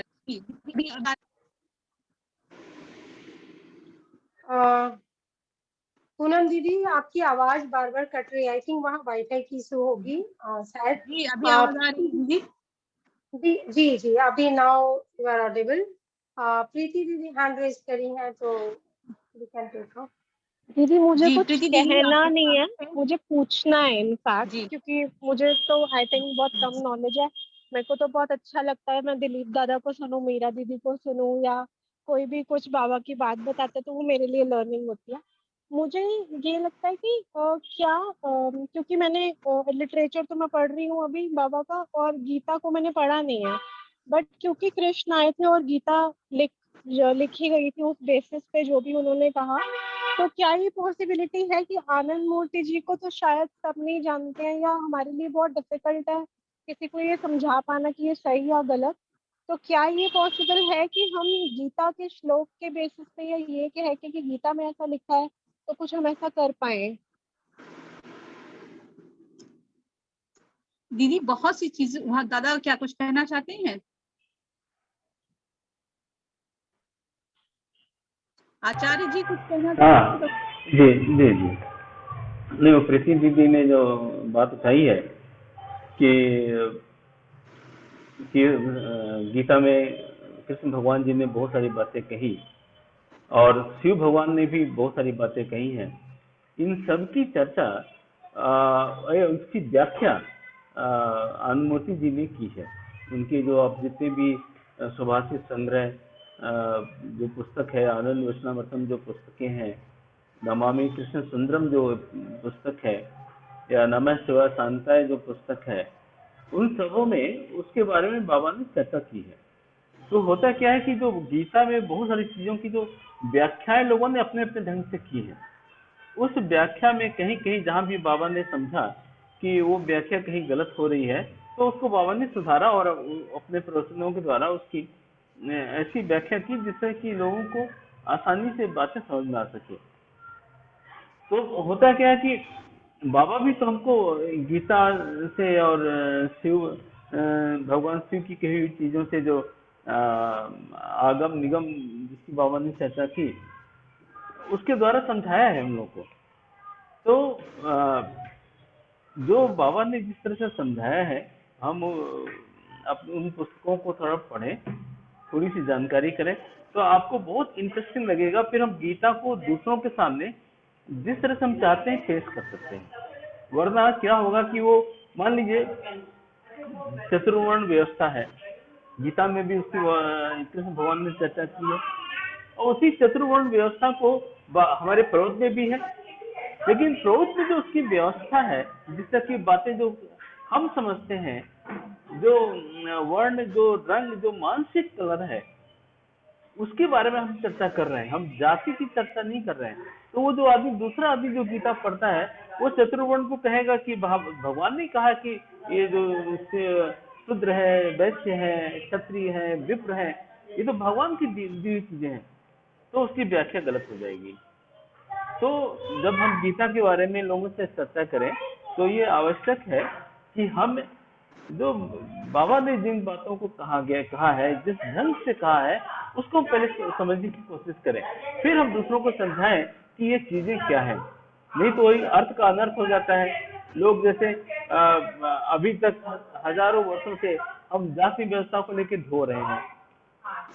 आनंदमूर्ति जी ने भी वर्ण व्यवस्था के बारे में बात की है, लेकिन उस वर्ण क्या है उसको बाबा ने पहले समझाया है। तो हम लोग को भी गीता के द्वारा या और भी जो भी उनके शास्त्र हैं, उनके द्वारा हमको समझाना है, लेकिन उसकी व्याख्या उचित हो, इसका हमको ध्यान रखना पड़ेगा। यही कहना था दीदी। जी, बहुत बहुत धन्यवाद प्रीति दीदी आपका भी, और इसकी व्याख्या करने के लिए दादा का भी। और जहां तक मेरी जानकारी है कि हम लोग जो स्नान मंत्र है उसका भी कुछ अंश गीता से ही लिया गया है। मैंने गीता में वो श्लोक को देखा था। और भी बहुत सी चीजें हैं, जैसे हम लोग संगच्छिद्रम कहते हैं, तो बाबा ही बताएं कि वो ऋग्वेद से लिया गया। जहाँ जरूरत पड़ता है बाबा हर चीज की व्याख्या करते। जैसे अभी मैंने जो श्लोक पढ़ा था वो बाबा ही बताएं कि वो तंत्र से लिया गया है। तो हम लोग इसका रेफरेंस तो देते ही रहते हैं। और कोई दीदी हैं जो अपनी बातों को रखना चाहेंगी? गीता रॉल दीदी बहुत देर से शांत हैं, क्या कुछ कहना चाहेंगी?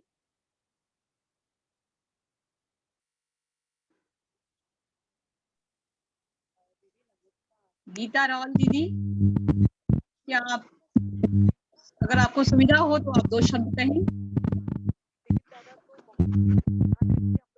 आपकी आवाज बहुत कम है दीदी। दादा तो बहुत अच्छी तरह समझा रहे हैं हमें पूरा, मतलब जो भी किसी के मन में भी कोई शंका नहीं रहेगी। दादा ने बहुत अच्छे से एक्सप्लेन कर दिया है पूरा। जो हमें बाबा ने समझाया है वो हमें समझना है। पहले हमें दूसरों को समझाने के लिए पहले खुद समझना है दीदी। बाबा ने इतनी अच्छी तरह से, इतना इजी वे, हमें किसी के ऊपर जबरदस्ती नहीं करना है कि भाई ये करो वो करो, ये क्यों तुम नहीं सुन रहे हो। हम ऐसे किसी को क्वेश्चन नहीं कर सकते हैं। हमें अपने आचरण, हमें अपने खुद को भी पहले बदलना है। अगर हम खुद को बदलेंगे, हम एक सोसाइटी में अपना एक एग्जाम्पल अगर हम सेट करेंगे, तो हम अपनी बात रखेंगे और लोग हमारी बात को जरूर सुनेंगे। किसी को निराश नहीं होना, या अभी हम कैसे समझाएं या ऐसा हमें नहीं सोचना है। बाबा ने हमें सब कुछ बता दिया। हमें योगा साइकोलॉजी, बायो साइकोलॉजी इतने अच्छे से सब कुछ दिया हुआ है। अंडर सिक्रेशन के होने से डॉगमा एक्टिव होता है। बाबा ने कितनी अच्छी अच्छी मतलब चीजें हमें इतना इजीली समझाया है। अगर सामने वाला हमें देख के जरूर समझेगा, बट हमें पहले अपने आप को बदलना होगा दीदी। मतलब इतना इजी है बट इम्पॉसिबल नहीं है, मैं ऐसा सोचती हूँ। तो डॉगमा के सपोर्ट में सब लोग होते हैं दीदी। उनका मेंटल थॉट को, उनके बाउंड्री को बदलना इतना आसान तो नहीं है, मगर हाँ हो सकता है, पॉसिबल है, कुछ इम्पॉसिबल नहीं है। वो लोग कुछ सुनने के लिए तैयार नहीं होते हैं, पता है। हमें हिम्मत करके हमें स्ट्रेंथ लाना ही होगा, उसके अगेंस्ट फाइट करनी ही होगी। मतलब हमारा पूरा स्वभाव जैसे हमारे ग्लैंड के डेवलपमेंट पर होता है, डिपेंड करता है। तो हम अगर अपने आप को, अगर वो उस ढांचे में अगर अच्छी तरह से अपने आप को ले आएंगे, तो हमें नहीं लगता है कि कुछ भी इम्पॉसिबल है। नेगेटिविटी तो आती रहती है, और हमें आचार विचार, खान पान वहां से शुरू करना होगा दीदी। लोगों को पहले उसके बारे में समझाना होगा कि भाई अपना खाना कैसे होना चाहिए, हमें कैसे उठना चाहिए, कैसे सोचना चाहिए।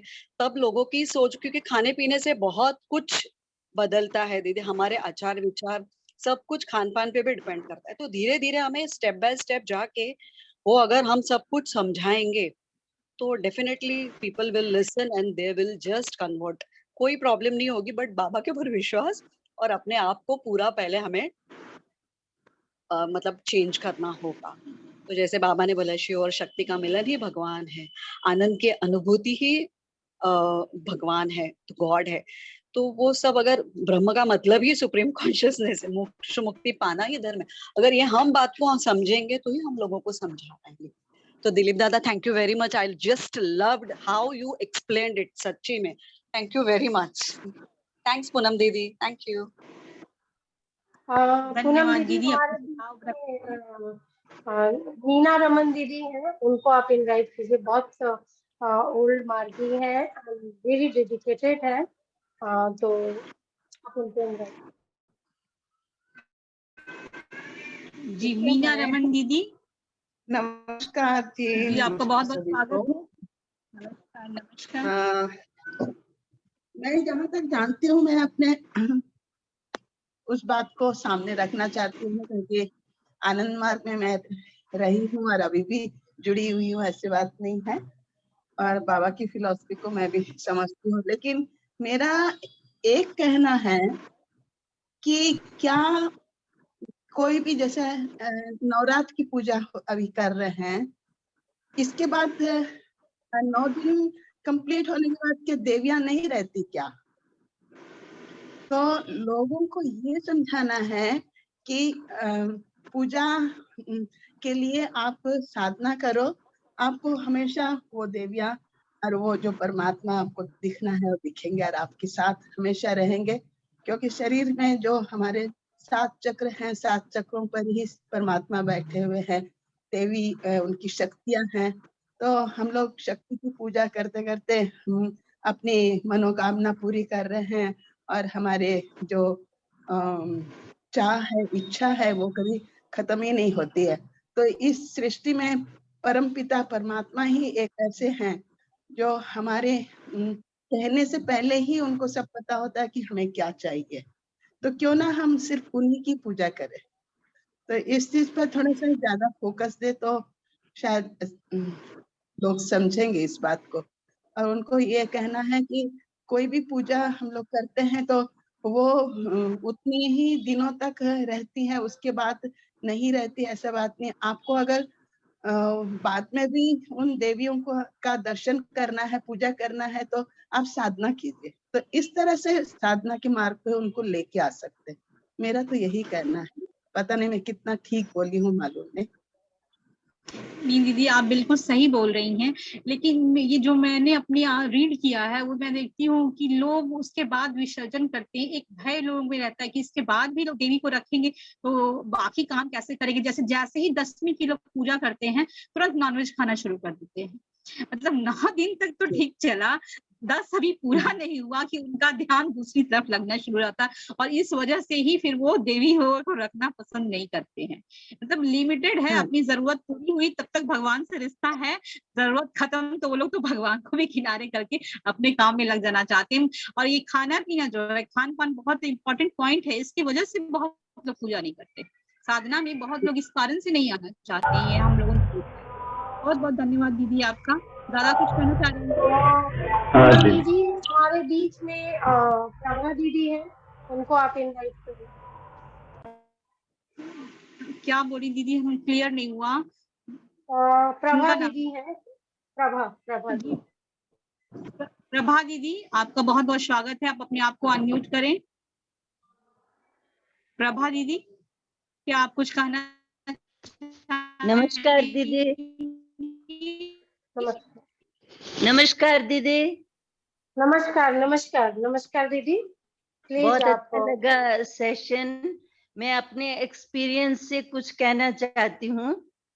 जैसे कोई सर्विस का काम हम लोग करते हैं तो डोनेशन मांगने की बजाय हम लोग बोलते हैं आप आइए और पार्टिसिपेट कीजिए। तो मेरा अनुभव है कि उसमें पार्टिसिपेट करने से जो उनको फायदा होता है, तब वो धीरे धीरे हमारे क्लोज भी आते हैं और बहुत से सवाल पूछते हैं कि अभी ऐसा लगता है हमारा मन चेंज हो रहा है, कुछ सॉफ्टनेस बढ़ रही है। तो ऐसे ही सर्विस के अलावा कुछ म्यूजिक का प्रोग्राम रखने से, भजन गाने से भी बहुत लोग अट्रैक्ट हुए और उन लोगों ने भी अपना यही अनुभव बताया कि आपके यहाँ आने से हमें ये समझ आई है कि भगवान तो एक बड़ी ऊंची अवस्था का नाम है, उनको सिर्फ भावनाओं से पाया जा सकता है। तो इतना चेंज आने के बाद फिर वो हम लोग कन्विंस करते हैं उनको कि मेडिटेशन एक साइंटिफिक प्रोसेस है, आप भी सीखिए। अभी जैसे पूनम दीदी ने कहा कि खाली वो जितने दिन पूजा करनी है उतने ही दिन करके फिर उसके बाद क्या भगवान नहीं रहते?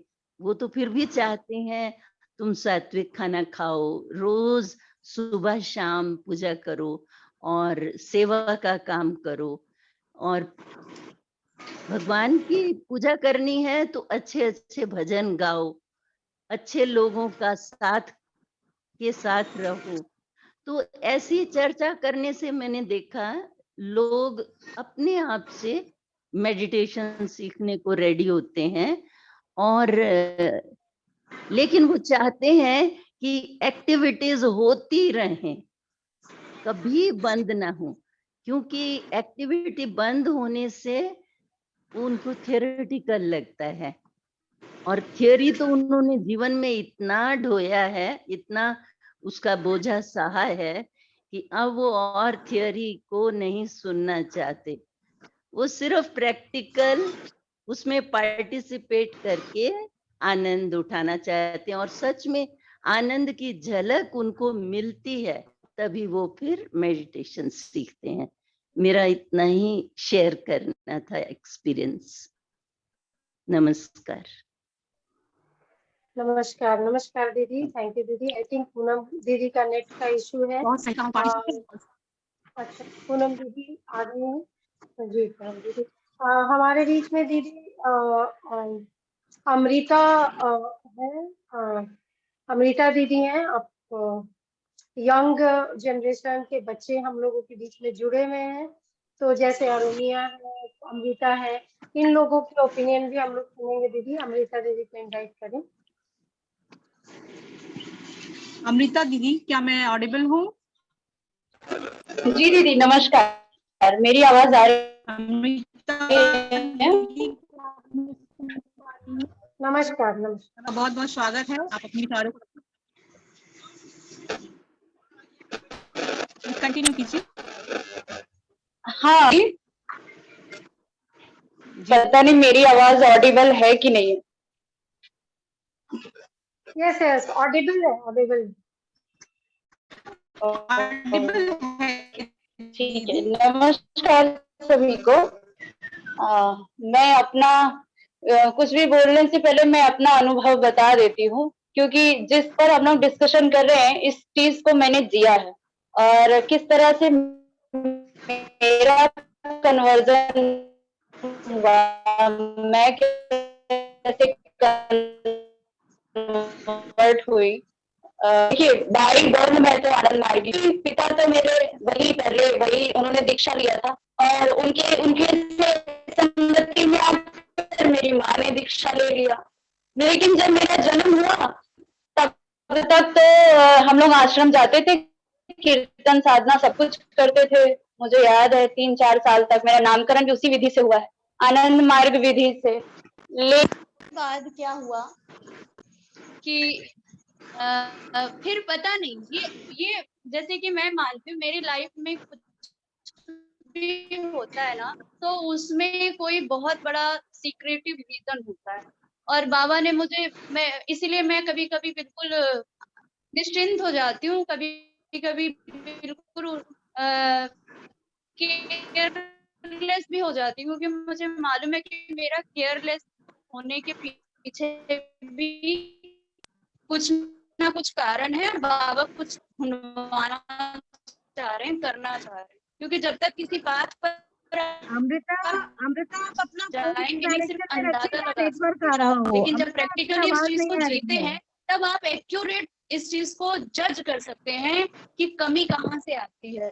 तो 3-4 साल के बाद मेरा जो है, आवाज नहीं आ रही है, अमृता, आप अपने मोबाइल को जरा उस डायरेक्शन में मूव कीजिए ताकि आपका नेटवर्क आ सके। बीच बीच में काफी कट रहा है, कुछ ही शब्द समझ में आ रहे हैं। एक सेकेंड।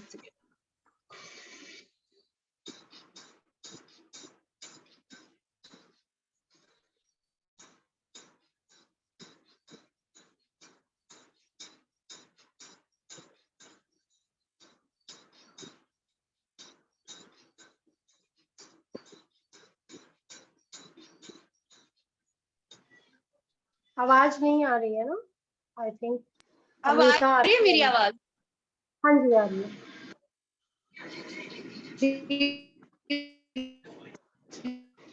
अगेन आवाज आ रही है मेरी? क्रैकिंग है दीदी, आवाज क्रैक। मुझे भी किसी की आवाज नहीं, मैं फिर से ज्वाइन करती हूँ।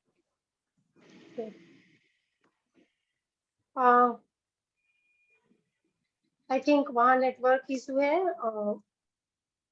और कोई, पूनम दीदी अगर कोई और ज्वाइन करना चाहता है, सुनाना चाहता है, हमारी टाइम का भी ध्यान रखना पड़ेगा। 9:30 ऑलरेडी।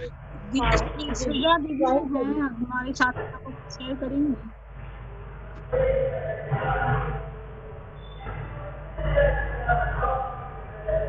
अमृता भी आई है वापस। दीदी मेरी, अब मेरी आवाज आ रही है?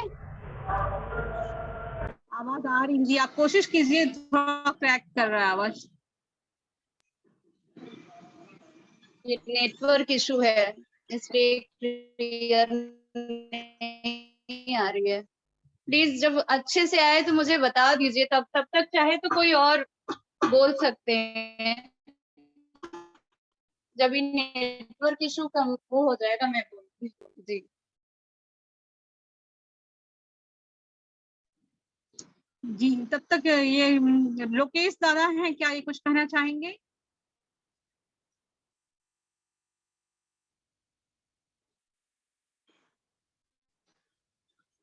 सुजा दीदी, will you like to say something? जी दीदी नमस्कार।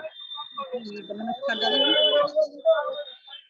जी दीदी, ऐसा था, मैं थोड़ा सा एक एक्यूप्रेशर पेशेंट के पास बिजी था मीटिंग में, तो पूरा मैं थीम ज़्यादा समझ नहीं पाया हूँ। पर ये जिस तरह से टॉपिक था, जैसे किसी ने शेयर किया था कि मूर्ति पूजा डोगमा या बिलीफ है, तो इसको लेकर मैं अपना थोड़ा व्यू एक रखना चाहता हूँ इसमें कि जैसे हम बहुत सारी जगह बहुत सारे लोगों के संपर्क में आते हैं, अलग अलग संस्थाएं हैं, अलग अलग मत हैं और बहुत सारे पौराणिक लोग भी हैं, तो वो किसी न किसी भावनात्मक रूप से जुड़े रहते हैं किसी न किसी एक इमेज के साथ में, किसी न किसी एक आकार के साथ में। तो उसको उसको लेकर ही हम समाज में काम कर पाते हैं, क्योंकि यदि हमें उनका जो भी विश्वास है या वो डॉगमा है या कुछ भी है, पर वो जो उनके मन में जो बैठ गया है उसके प्रति उनके अंदर, कई लोगों के अंदर तो एक रूटीन में हो गया है कि वो रूटीन से फॉलो कर रहे हैं, उसको समाज कर रहा है तो वो भी कर रहे हैं। लेकिन कुछ लोगों की श्रद्धा, कुछ लोगों का एक विश्वास, कुछ लोगों की एक अंदरूनी भावना उसके साथ जुड़ गई है, तो उसको लेते हुए ही हमें बहुत सावधानी से और उनके हर्ट ना हो, इस प्रकार हमें अपने आध्यात्मिक दर्शन को साथ में रखने की जरूरत रहती है।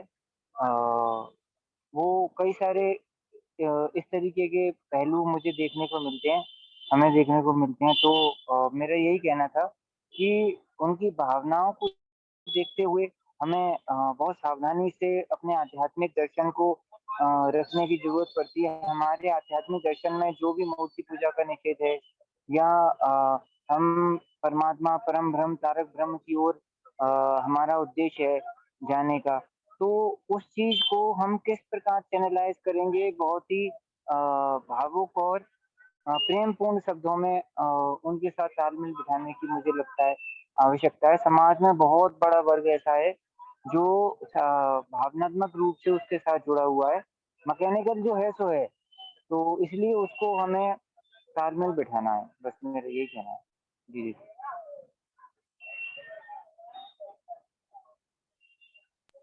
अमृता अगर बोल पाएंगी तो ठीक है, ले सकते हैं। जी दीदी, मेरी आवाज आ रही है?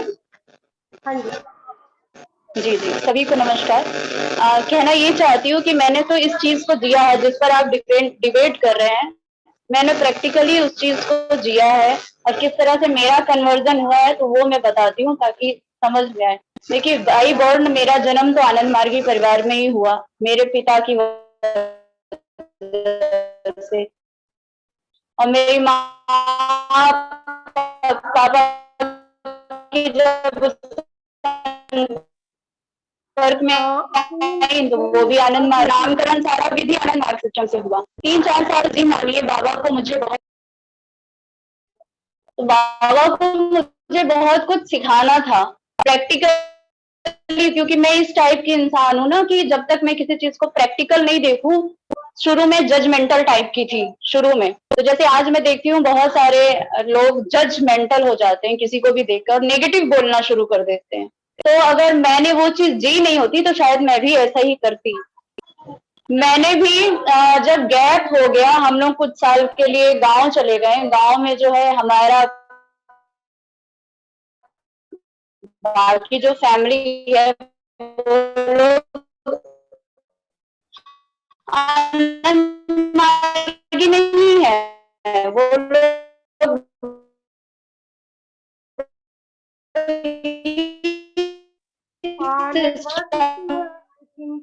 अमृता दीदी, नेटवर्क इशू है आई थिंक वहाँ पे बहुत ज्यादा, आवाज अभी भी कट रही है। जब वहां गए तो मेरे अंदर वही चीज मान्यता आ गई। जब ये आनंद फॉलो करती थी, लेकर चल रही।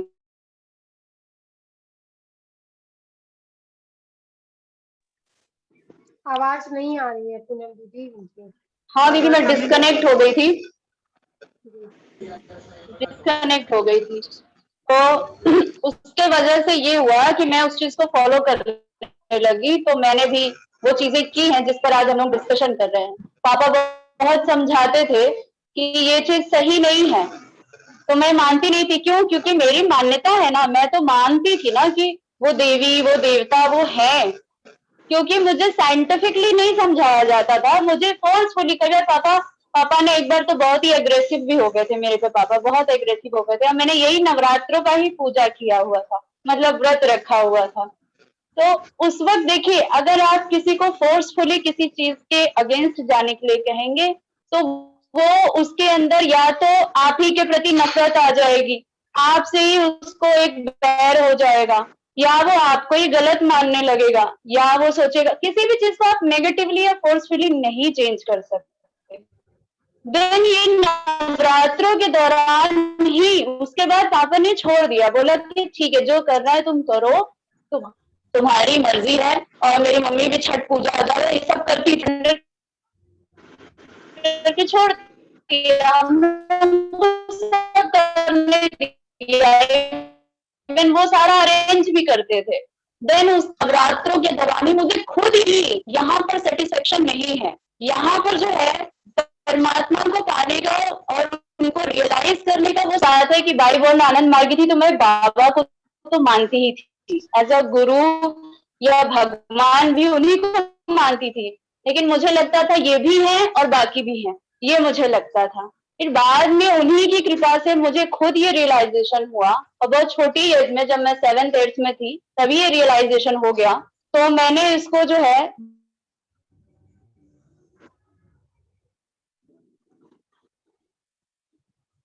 आई थिंक डिस्कनेक्ट हो गई अमृता दीदी, उनकी आवाज नहीं आ रही है और टाइम का भी इशू हो रहा है हम लोगों का ऑलरेडी। हाँ, तो मैं साधना पद्धति में को फॉलो अप करने लगी। मेरी मम्मी ने भी अपने आप ही छोड़ दिया, उन्होंने खुद ही सारा कुछ छोड़ दिया। और वो अभी, और जब मैं साइंटिफिकली नहीं जानती तो मैं सिर्फ एक फॉर्मेलिटी के 9th में थी तब मैंने साधना सीखा था। करती थी फर्स्ट लेसन, और बाबा ने उसी दौरान मुझे बहुत बड़ा अपना रियलाइजेशन भी कराया था। मतलब कुछ ऐसा हुआ था कि मुझे 100% ये रियलाइज होने लगा कि बाबा सिर्फ ऐसे कहानियों में नहीं है, वो एक्चुअली हमारे साथ हैं। उसके बाद भी फर्स्ट लेसन जो है सिर्फ कर लेती थी, बाकी लेसन सीख तो लिया था 1.5 साल के अंदर, पर करती नहीं थी क्योंकि मुझे उसका साइंटिफिक रीजन नहीं मालूम था। साइंटिफिकली वो कैसे हमें चेंज करते हैं, कैसे हमें प्रभावित करती हैं, वो चीजें नहीं मालूम था।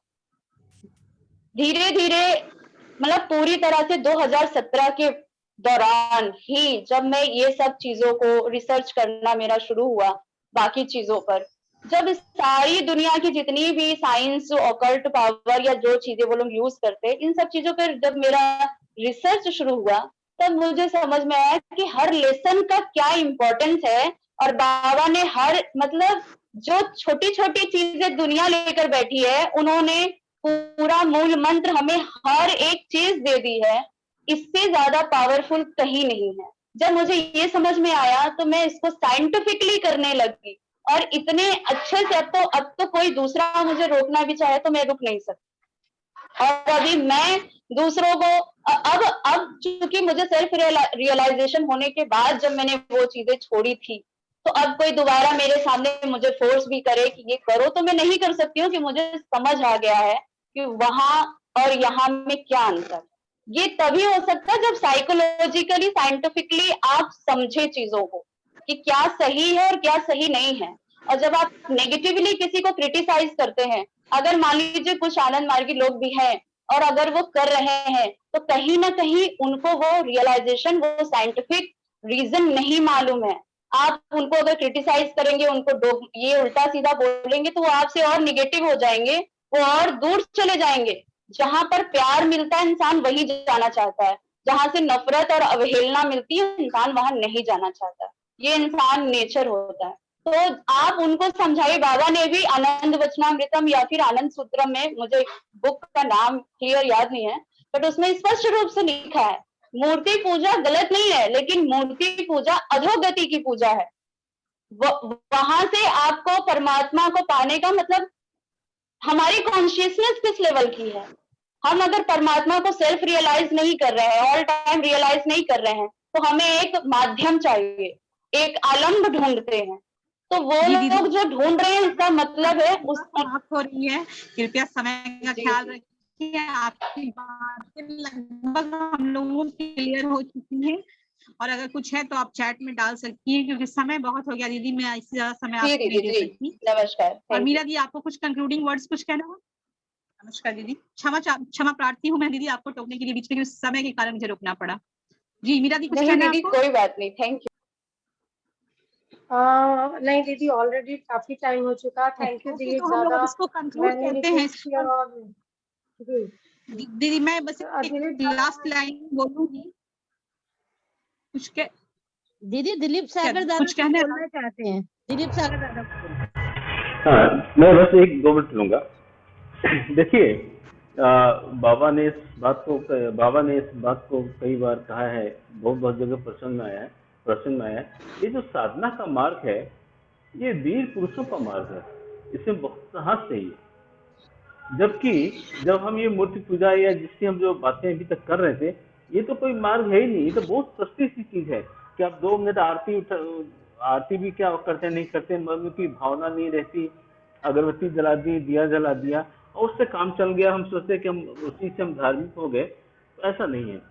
तो लोग साधना के पथ में आने से भी डरते हैं, और जो आ गए हैं उनके लिए भी बहुत कठिन है। ऐसा नहीं है कि हम सारे मार्गी जो है वो साधना के पथ में पहुंच करके बहुत बाबा को पा गए, ऐसा भी नहीं है। हाँ, हम लोग को ये बात दिलाई दे दिया कि हम सही रास्ते पर हैं। तो जो साधना का पथ है, इसको ये अध्यात्म का पथ है, ये वीर पुरुषों का, वीर स्त्रियों का ये पथ है। इसमें लोग आने से घबराएंगे, लेकिन हाँ, जिसको एक बार पता चल गया कि ये रास्ता सही रास्ता है, तो फिर वो चाहे वो उस पथ पर बहुत ज्यादा अग्रसर ना भी हो, लेकिन उस पथ को छोड़ना नहीं चाहेगा। तो हमको इस बात का भी थोड़ा ख्याल रखना चाहिए। यही बात है। बहुत बहुत धन्यवाद दादा। मैं बाबा की 2 लाइंस को रीड करके और मैं सेशन को समाप्त करूंगी। बाबा का लिखा है, तुम लोग लौकिक देव देवी को विशेष महत्व नहीं देना एवं मन में रखना कि जो लौकिक देव देवी के समर्थक हैं वे दूसरे के मन में भय वृत्ति प्रवेश करा अपने मतलब को पूरा करने की चेष्टा करते हैं। जहां भी भय वृत्ति प्रवेश कराने की चेष्टा करते हैं, समझ लेना कि मतलब सुविधा नहीं है। तुम लोग गुरु मंत्र का व्यवहार करोगे, वही समझते रहोगे कि लौकिक देव देवी की तुलना में गुरु मंत्र करोड़ गुना अधिक शक्तिशाली है। इसलिए तुम लोगों को लौकिक देवी के शरणापन्न होने की आवश्यकता नहीं है। परंपरा सभी लोगों को नमस्कार। अभी जब आप लोग के पास लिंक जाए आप लोग जरूर ज्वाइन कीजिए। और एक बात मैं कहना चाहूंगी कि कुछ दीदी लोगों को अगर कभी कभी आपत्ति होती है कि हमें दादा लोगों को इनवाइट किया जा रहा है, लेकिन अब दादा जैसे आए हैं और कुछ चीजों पर प्रकाश डाले वो हम लोग के लिए बहुत जरूरी है। तो चूंकि हम लोग बहुत सीख करें इसलिए हमने दादा लोगों को भी इनवाइट किया है, तो कृपया इसको अन्यथा नहीं लेंगे। दादा लोगों का सभी दादा लोगों का जुड़ने के लिए बहुत बहुत धन्यवाद। और सभी And one more thing, दीदी, इंटेलेक्चुअल फेडरेशन, जहाँ इंटेलेक्ट की बात होती है और इंटेलेक्चुअल अगर फेडरेशन आ जाता है, चाहे वो UPIF हो या GPIF हो या UPIF हो, तो आई थिंक इसमें सब लोगों का इक्वली इन्वॉल्वमेंट होना चाहिए। जैसे हम लोग UPIF में देखते हैं, तो बस मेरा यही कहना है कि सब लोगों का इन्वॉल्वमेंट। एंड दादा को मैं रिक्वेस्ट करी थी, दादा का आना था कि इस टॉपिक को और ज्यादा किसी को अगर कुछ डाउट है तो क्लियर भी करें, क्योंकि दादा आचार्य भी हैं।